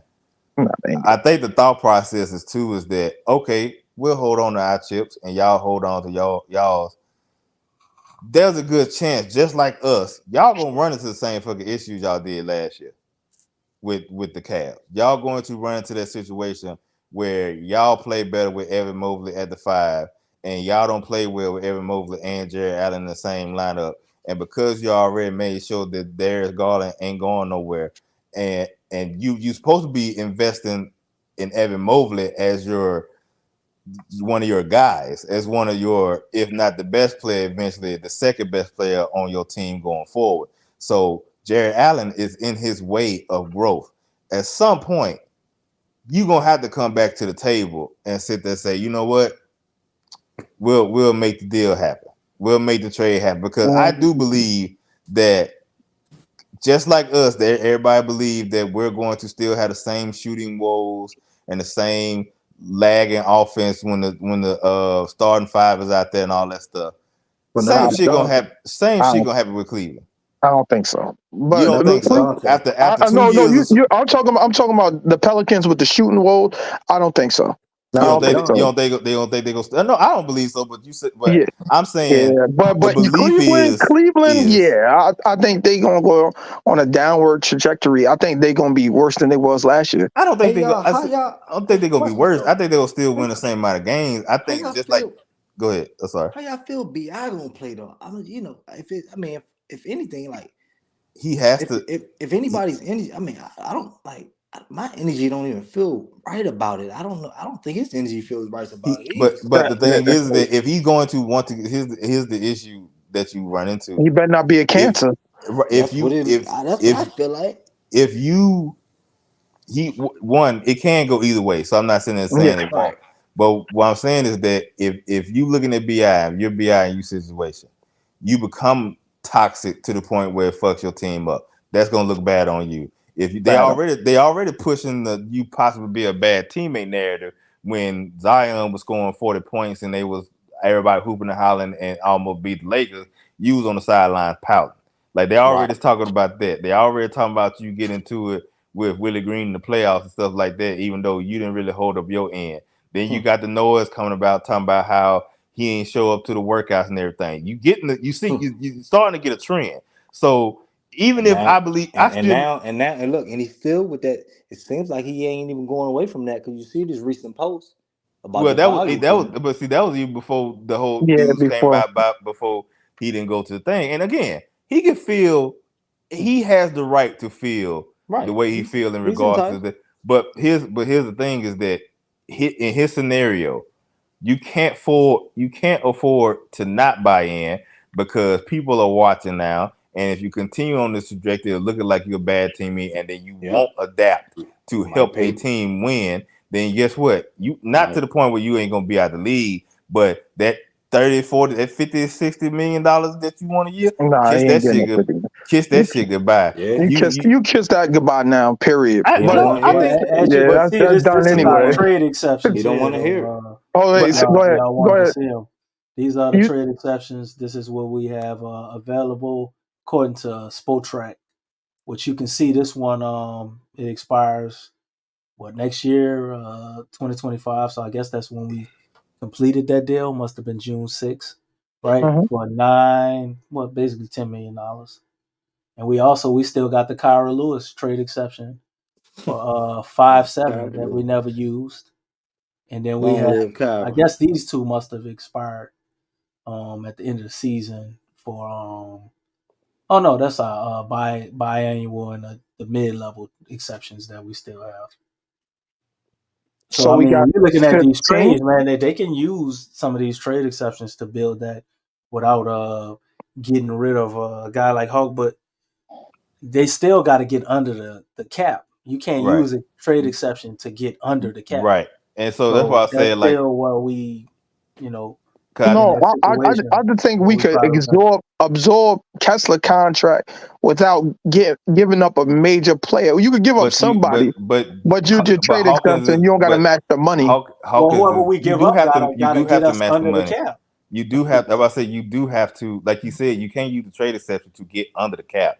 So you have to trade a actual player to get under it, and then I think at that point you can use the trade exception.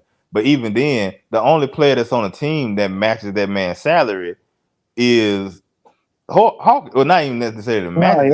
He don't match his. Yeah. No. Kessler make less money than Hawkins, I believe. Go see what Walker Tesla because this Hawkins right here with 4.5. Kessler don't make that much money. I think Kessler make like 4.4, 4.2 or something. That's cap hit, so that might be different. Let me see something. Let's look at contracts. What about Matt Ryan? Matt Ryan, no, he don't make enough money. He they just put him on a non-guaranteed exhibit 9. He making 4 a year. That's where he at, man. And now go to Walker Kessler. Go find him. Let's find Utah. I think he probably making like 8. No, not 4. It's like 2 something. It's like 2 something. Yeah, 2 to 4. So that's what I'm saying. Walker like Kessler, then we don't need the trade exception for him. He averages out to 3.3, but I don't know exactly what he's making this year. So that's what I'm saying. So they over the cap by like 1.3 They over the cap for about like 1 point some $1 million. That trade by itself does two things. One, it gets you under the cap, and you get a starting caliber center. So like I get the whole, you hate to see Jordan Hawkins leave and stuff like that, but at the same time is that if you rather keep him on the team and go into the season with no caliber starting big, because the BI trade not finna happen now. Like we've seen that Yeah, it's over. unless the trade again, unless Utah says fuck it, we'll trade you Kessler and Collins for Brandon Ingram. The only way I feel that you're going to get Kessler off that team, if without Utah bringing back Brandon Ingram, is trading Jordan Hawkins. And to me, I'd rather have the big that can eat up the rebounds, that can bang with the other guys to fill the hole that we have a great big issue with, than the guy that may or may not be our 9th or 10th best player in the future. I think It's a I hard think they're decision. just going to let Bi play to the trade deadline and see if they can trade him, or they going to let him walk. Now, Either or. how they gonna play him though? Like, How they going to play him? The It's same not way they necessarily normally. but The it's not same way they necessarily. normally play him. He going to run. Damn.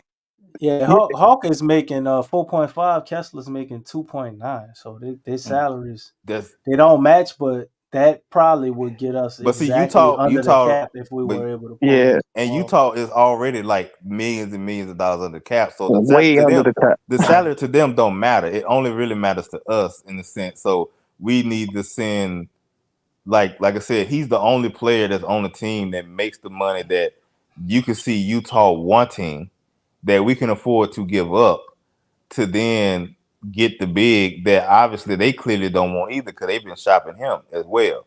So if you see the situation now, the only reason why I said I don't think the Brandon Ingram trade thing going to work is because I still don't believe Utah is trying to win games. So I don't see them wanting to bring in another guy. Cooper Flag, huh? They want that Cooper Flag boy. So I think they go sit there, because as good as But Laurie Martin, you really think they're gonna be in position to get Cooper Flag with Laurie yes, Martin because playing? Unless they're gonna hold him to at the last 20 games of the season and just they're tank? going It's possible. no They are in the They West gonna though, DC. they one gonna Laurie fake Wait an for him to injury. get hurt and just one They Laurie gonna Market fake an injury and he gonna play. They that they team gonna is they, so. they I'm gonna about to lose in the a say bunch West of too, games. DC. So it's possible. I'm about to say, because Laura Markin ain't like he the type of player that's going to keep them from losing enough yeah, games. he not gonna Now, take over no game just by no. So my thing is here is that they may event, because they go probably try to trade out Jordan Clarkson. They want to get rid of John Collins, but him by himself is not really something a whole bunch of people going to get, because you know how Dan Ainge is. He's trying to cut you for wherever you got. But Then John why would they Collins, take the Bi? Why would they take Bi? but that's what I'm For saying. them to That's what I'm saying. To me, that's just the trade that people brought up that would help the uh, Pelicans, and then they could probably, maybe, he but get that to like use as another asset to trade something else. I don't know. I don't believe they'll do it. That's just something they push yeah, out there. That's why they're I'm not. saying. Yeah, they're not That's doing why that. I'm saying I believe the more realistic trade, believable trade that can happen is the Jordan Hawkins for Walker Kessler, because that's a situation where I'm sorry, Jordan Hawkins could flourish, because they have no expectations and they don't have nobody in front of him. Like they can afford the bullshit and not play well, and he could go out there and just shoot and do what the fuck he want to, because they're not trying to win anyway. And the worse he is and the most bullshit he do, the better they can get Cooper Flag and chip his ass about it anyway. But But like, they would have to be extremely high on Jordan Hawkins too, because like I don't see the big huge benefit but they in don't. that for But them, like unless we send them a draft pick or something. just to have another piece that you could Because you probably got end up. Cavante George, man, ain't chopped liver. They paying him about the same they would be paying Hawk. He He not. plays the same position. He's 19. Unless they gonna run him at point guard, then they still got Jordan Clarkson here. But they gonna Who's get. making But they gonna get $14 rid million of. They dollars. They're not they keeping Jordan trade Hawkins. I mean Jordan for Clarkson. They They trying probably to get will rid of want him. to give us Jordan Clarkson and Mm-mm. John Collins, and they'll let They Bi ain't expire. doing that. If Nah. anything, But that Like, ain't. But that ain't. But that's he not what the Pelicans wouldn't accept why that. wouldn't they do that, J Black? for them to I'm find. saying the Pelicans wouldn't because make that trade. the Pelicans would do that in a heartbeat, but they ain't doing No, that. That's probably the not best for thing. Jordan Clarkson. They wouldn't. Huh? I mean, you can Not move for Jordan. Jordan You can Clarkson. move if they can find somebody to take. Utah Why can't wouldn't move. Utah Why wouldn't can't they get him do? now. Huh? I'm about to say Utah can't move. Utah tried to move the man last 2 years. Now they can't move him. Yeah, but for Bi, I think they do that. I'm saying that No, he's saying the Utah would. Pelicans. I'm He's saying saying the the Pelicans Pelicans would not wouldn't do do it. that because The then I you wouldn't. Pelicans add would not do that. I don't because want Jordan Hawks. because you Let's go get KD, man. you got already CJ. have a log jam as it is with scoring guards. You need the big. You need Kessler. So trading Bi to Utah for Kessler and Collins does not only just get you the big, but it also satisfies the type of defense Willie really wants to play, which is switch everything. Because at some point now you can run minutes with John Collins, who even though I'm not a huge fan of, he is a nice, athletic, big power That forward basically wing. leaves. Then, And then you wouldn't do That that with all leaves these Utah centers. with no big though, bro. No Like big. no, other no, no, than no, no, Then no, no. I said Walker Kessler. Filipowski. I said no. Well, see, the thing You is said that Walker Kessler and John Collins. So John Collins, who yeah, gonna they play don't have center no for big. him? they have. But I guess again, my thing is that they don't care enough. Like Yeah, they don't want they still have bigs on there that could at least suffice for the season. we But could send him back Trey Jemison or something like that. he don't make enough. He They don't make don't enough make enough. money. No, I'm saying like with Bi. You're doing this That's with Bi. that's not Nah, we keep that the still Jets don't at make this enough time, Yeah, money. man. we keep. You So you saying that's a power forward and a center? Then we yeah. have But at John least Clarkson like was playing center for him though. Like they would sub him out, sub And put Kessler Collins in. Walker out and put Yeah. Collins in. no, So I'm talking that's about Collins and Kessler So and for Bi. So now you move Laurie Markin into center and I Bi is mean, about. you probably I keep don't care about Laurie. they say. Matter of fact, I don't Yeah, give I'm a about to guy say to yeah. say. But like for the Pelicans in a sense, if you have, because I'm about to hop off. For the Pelicans in a sense, About to you shut the have stream down. you have. I'm sorry, you have the starting. You have the starting Start big. center. The starting center in Kessler that's going to give you about 20 minutes. Then you got the guy and John Collins who he does two things. One, he can serve as Zion's backup as the four. With you also allow, like I said, with Bi gone, you put Trey Murphy in the starting lineup, so you have that situation going for you. And then You got a full Willie, stretch and three. right, Big. but what Willie again at the same time, one of the reasons why he and the whole JV thing did not fox a lot, because the defense that Willie and John with Collins man want to play is a switch all defense. So now you have John Collins, who is 6'10", has long wingspan, and he's athletic, and he shoots well enough from the three that on the offensive side of the ball that he's not the liability that even though JV wasn't a offensive liability, he was a spacing liability. So you have the spacing with him, like so you have the five would be in the closing lineup would be John Collins at the five, Zion at the four, Trey Murphy at the three, Herb at the two, and then DJ at the one. Damn, so CJ not in the closing lineup? No, because your shortest dude now. Because think about it, you have if Zion comes in with the same mentality defensively that he ended the season with, you have three guys. That's your shortest guy in that ending rotation is 6'5", which is DeJounte Murray.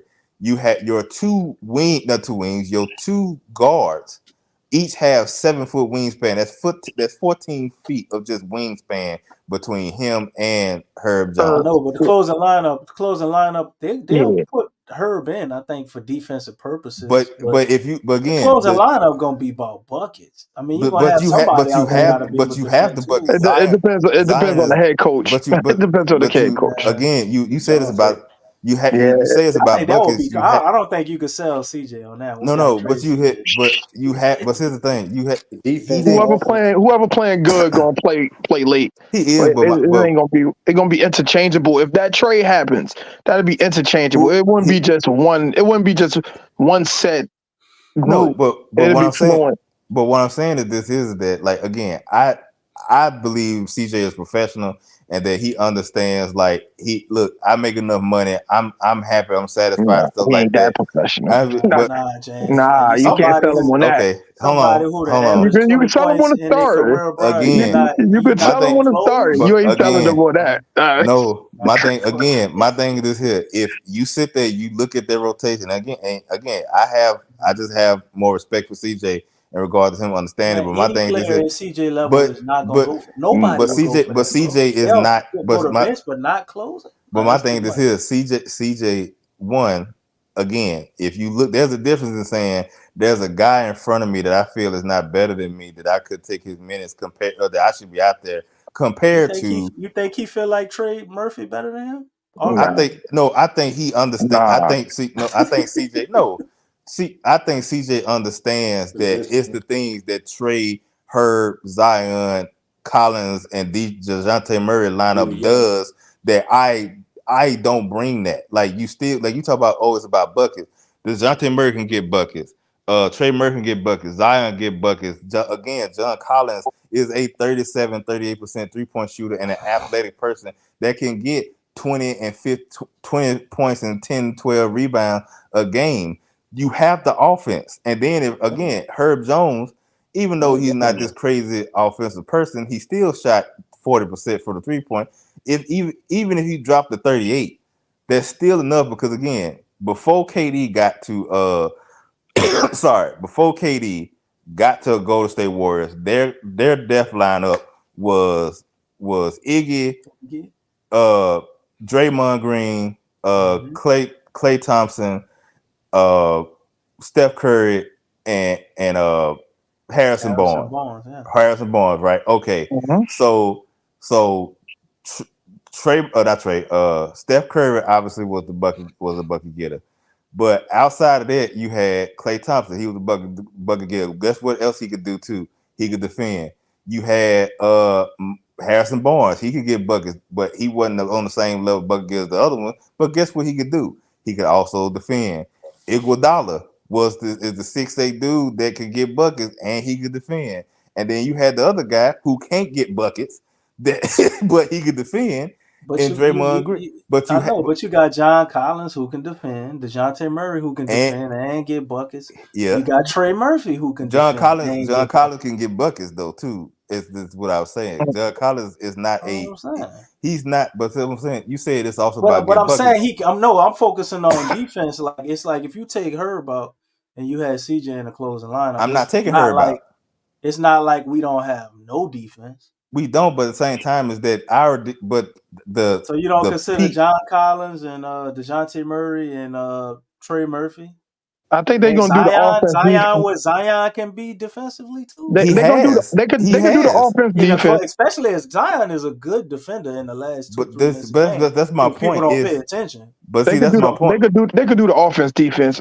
Substitution, That's what I think they'll timeouts. do. Yeah, But my that's point is more They that with that won't strategy. put line, CJ in with that lineup but though. my I'm saying is that CJ can be in that lineup. But what I'm saying is that the optimum lineup that there is no, because at the end of the day you can No. still I'm hunt. not No, arguing that. I'm just yeah. saying like CJ would have Okay. to How be in the CJ about ain't this? closing buying that. lineup if he owned the team because How about this? it How just about this? I believe, and me and DJ B, you have a conversation. I'm sorry, that DJ.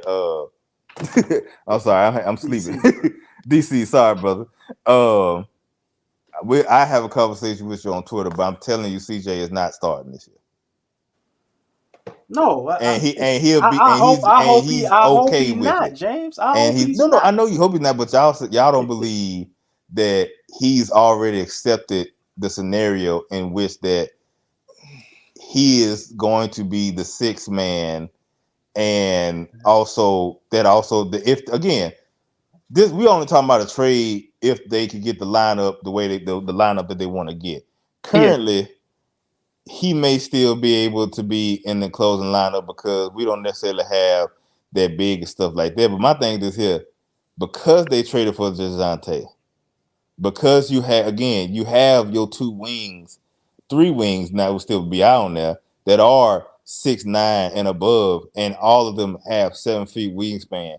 And you have Zion, who he ain't going to the bench. He's not going to be in the starting, the closing lineup because of his ability to break defenses and stuff like that. Even with him not possibly being a great defender, like it's just going unless it's a situation where, let's say, Herb Jones is like he just having a terrible fucking game or something like that.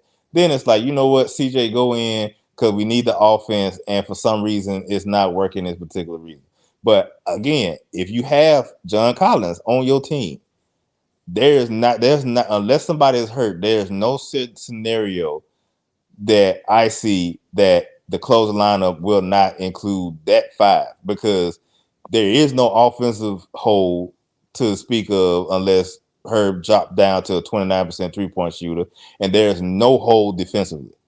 So why would I introduce a guy in my lineup that can get picked on when I have an opportunity where I don't have any holes in this? Like, that's what I'm saying. And I think, and again, at the end of the day, I also believe CJ irresponsible and understand that, like, again, they benched him. He did not play for majority of that fourth quarter when the Pelicans came back and was about to beat the Lakers. Only reason why he got in the game was because of Zion getting hurt.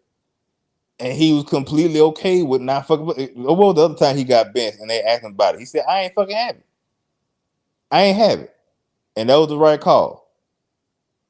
Like, I just have, I guess, like I said, I just have more belief that he will be okay with it again because he's getting paid and he's 32, 33 years old.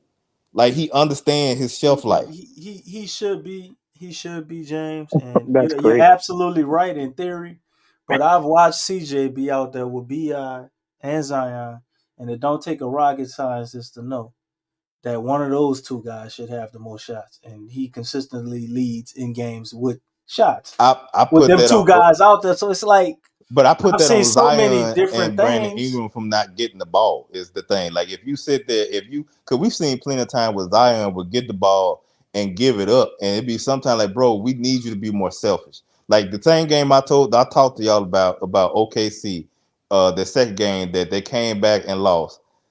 He was unselfish offensively and stayed focused mostly defensively down the stretch.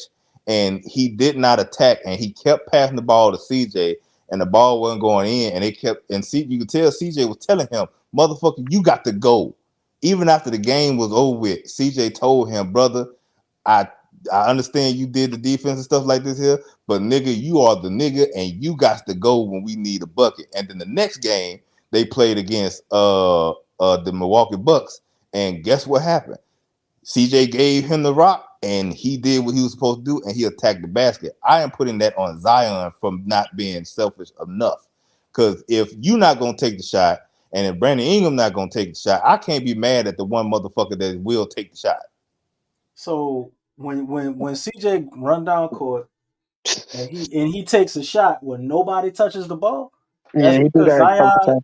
that's because Zion didn't get it or PI didn't get it, and he's the point guard. Yeah, he the point guard. He the point guard. But they be telling him to shoot shots like that. So that's halfway on I coaches understand. too. I understand that they do. Yeah, to get his But rhythm or something I'm like just that. saying, like, to me, a lot of things by CJ being an older player, the respect I had for him understanding the game, I thought it was, a given that he would be kind of more involved with getting those guys involved, right? Nah, you know But that. the unfortunate part It's is that they found out the hard way that it's not a situation that he don't want to or anything like he that. don't It's know more, how, but that's not his game. That's the reason why they asked him to Yeah. play right? off ball this year, which he No, did no, no. until they didn't play. All that's fine, but No, I'm saying all that to say I can't assume shit when nah, don't. it comes to CJ in that scenario, because you can look around the league, James, and I want CJ to be on the bench. I do. I hope that's the decision they go with, and I hope they're thinking like what you're saying. But you can look around the league, man. You look at players making $33 million.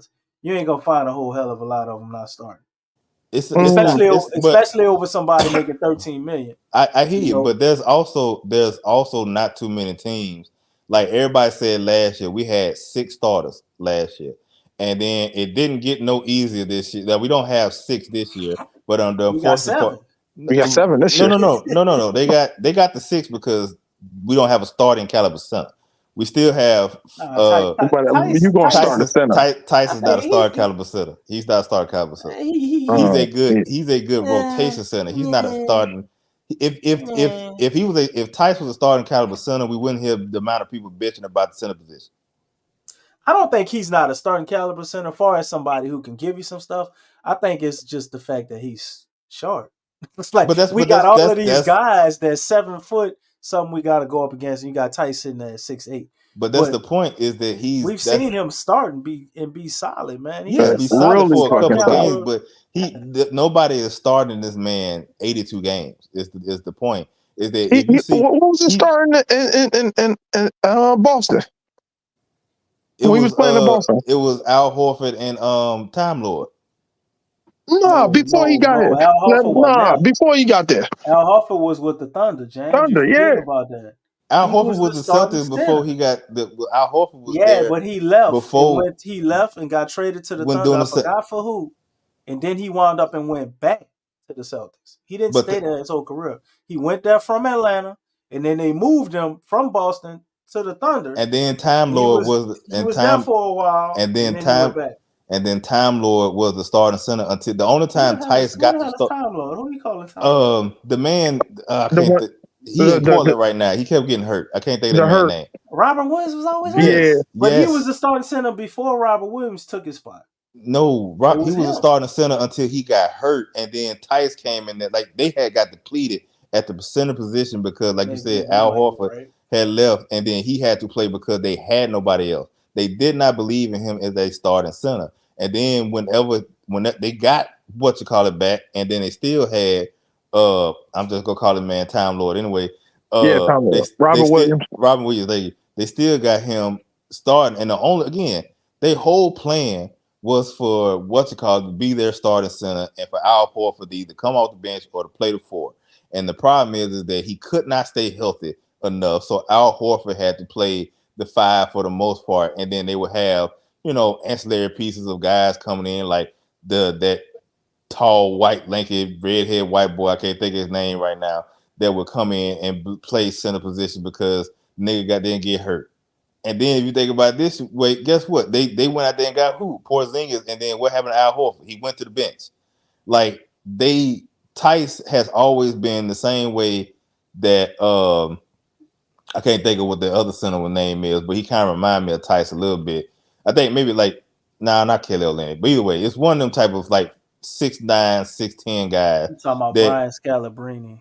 No. Kelly Olynyk. No. That was a Cornette or something or whatever. Some tall white boy in the last couple of years that was on their team that he was not good at all, but he got more run than he needed to because they got depleted at the center position. But either way, Tice did get a lot of run, but again, it was in short spats and only because 2 of the 3 centers or whatever had got hurt and he had to play. So is he a good second guy behind a starting center?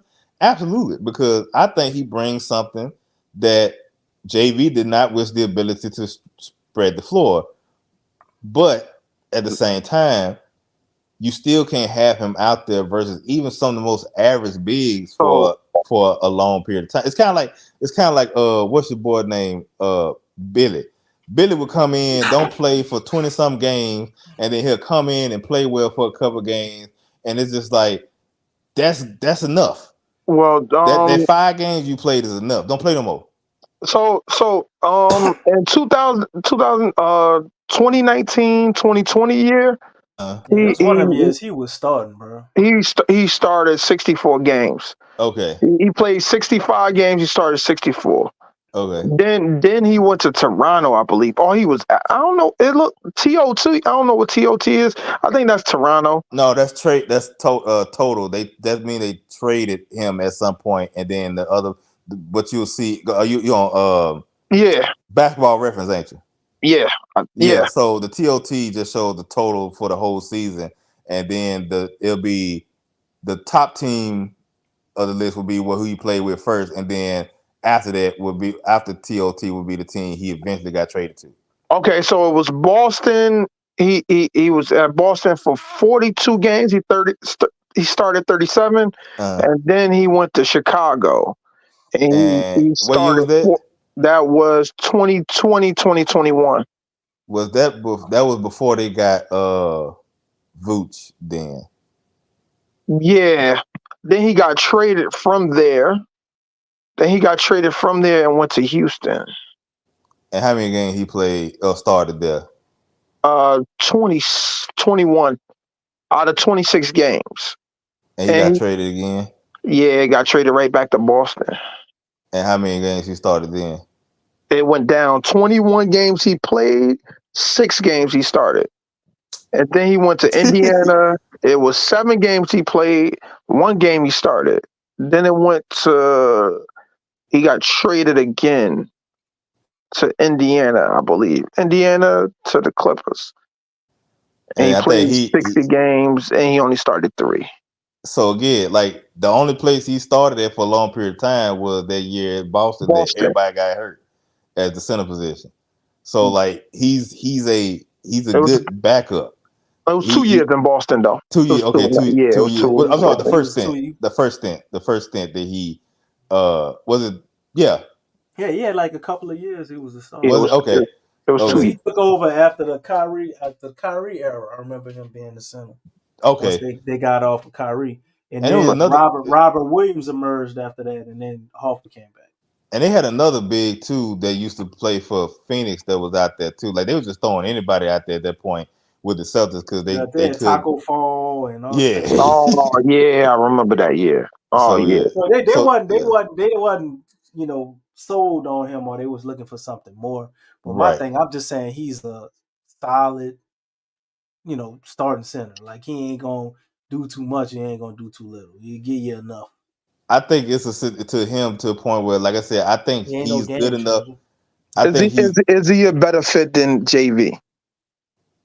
I think he can be. He can in be certain aspects, because what you got to remember with JV, what we lost the Steven Adams effect, and the Steven Adams effect was very timely, strong screen set, and man, that used to free up so much space for Zion, even though we didn't have a lot of shooting. We're gonna miss that. We're gonna miss that rebounding a lot if the other guys don't pick that up. But the screens that Ty set, man, he got his own little variation of a certain screen here. He got that Gortat screen down. He don't even really he'll be about to screen him, and before he even make contact, he just cut and roll to the goal. That's the Gortat screen. It sets everything up, man. Yeah. So I think he'll free up a lot of space for Zion just with that. And on top of that, can he not only do that, and I compare him to Steven Adams with the screen, he can shoot. But we losing on the rebound. Losing the rebound, but he can shoot though. So Zion gonna have to rebound. Everybody in the starting lineup gonna have to rebound better, because it ain't gonna be on just one person. But I think DeJounte probably will be one of the better rebounding point guards we had. Okay, I think he averaged what 6 or 7 rebounds the last 2 years. He's pretty damn good rebounder, man.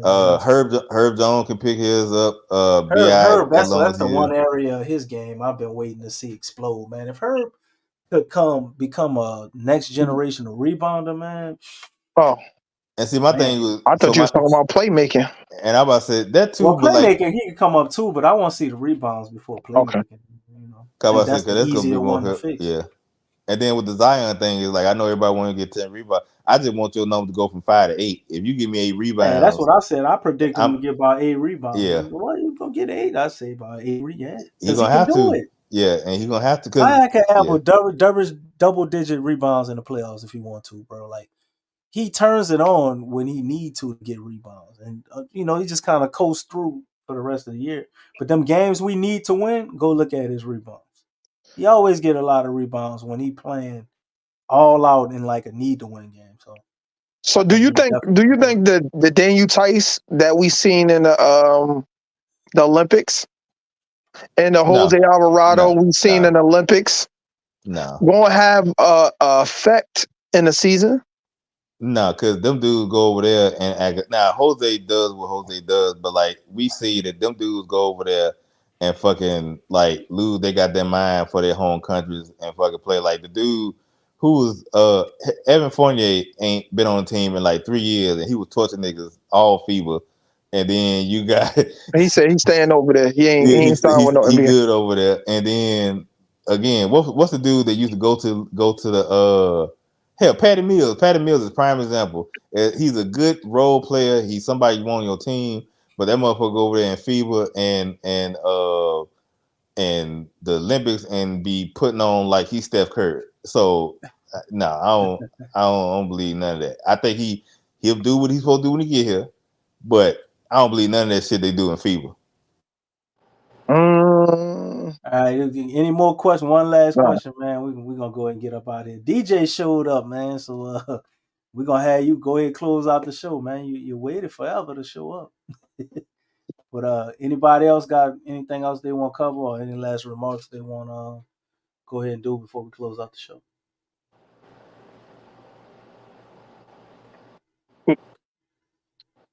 I've got a question in my mind, not right now, but matter of fact, I do. I do. Now, if if if Bi if Bi is will Bi adapt? That's the if he doesn't adapt this year, because that's the main thing. Adapting to taking more threes. If he matter of fact, let's say he does adapt. He does adapt. He takes more threes. Will he be back next year? Nah, he gone regardless. I don't think him taking more threes will get him back next year. Hopefully, it'll up his trade value. He would have to play otherworldly along with those more threes for them to consider that. I think the only way that Bi can be back next year is if we just fumble through not being able to trade him at all by the trade deadline, and due to David Griffin's arrogance, I think we could see him sign some variation of a deal if he don't have a strong market, or them try to force the issue just to be able to get something back for him instead of losing him for nothing. Because this Bi trade, we need to get something solid out of this, even if it's just draft picks, to be able to set up for the future to actually turn this team into a major contender. Like what we do or get with him is kind of imperative, and I think David Griffin knows that. And that's why you see all the slow footing and not really, trying to get off of him, or they were being really hesitant probably when they could have traded him. So Okay, that's all. I think Bi gonna ball out though, man. I think a lot of people gonna get to see what he can do. He's gonna come out there. He's gonna be a more selfish version of himself, but with us having a point guard that may help, um, and I think you're gonna see him get pretty solid numbers, and we find a way to trade him by the trade deadline. Okay, that's all I want to know. That was my question tonight. Y'all enjoy your night. I'm getting off here. All right, brother. Good to have you, Alright. man. Well, next time we open up the lines, come on back, Jay Black. Well, yeah, I'll be back because summer's over now, so I can be back. Any Yeah, All last right, thoughts, later. James? nah, I'm about to say I'm finna hop off too, finna go ahead and hit the bed. Good talk with y'all again. Likewise, man. Glad to have you back, bro. See you next time. All right, DJ, man. What's happening, bro? Where you at? I'm right here. I'm surprised you still up, big dog. Man, y'all was talking outdoor dogs and everything. Man, I'm a hell Yeah, late, so I catch y'all on the next one. that's all right. That's all right. Go ahead and give us the phrase that pays, man. We about to get up out of here, bro. All right. Well, um, go ahead on and like the video, share the show, hit the thumbs up button, and by all means, if anybody talk about our team and our Pelicans, you tell them in the New Orleans Pelicans because TheWhoThatDaily.com. That's right, TheWhoThatDaily.com. Your one-stop shop for everything New Orleans Saints, New Orleans Pelicans, LSU Tigers, even the top flight boxing news. So if you're a Who That and you're looking for a place to stay up on your team, TheWhoThatDaily.com is your site. TheWhoThatDaily.com for the sport Who That in all of us.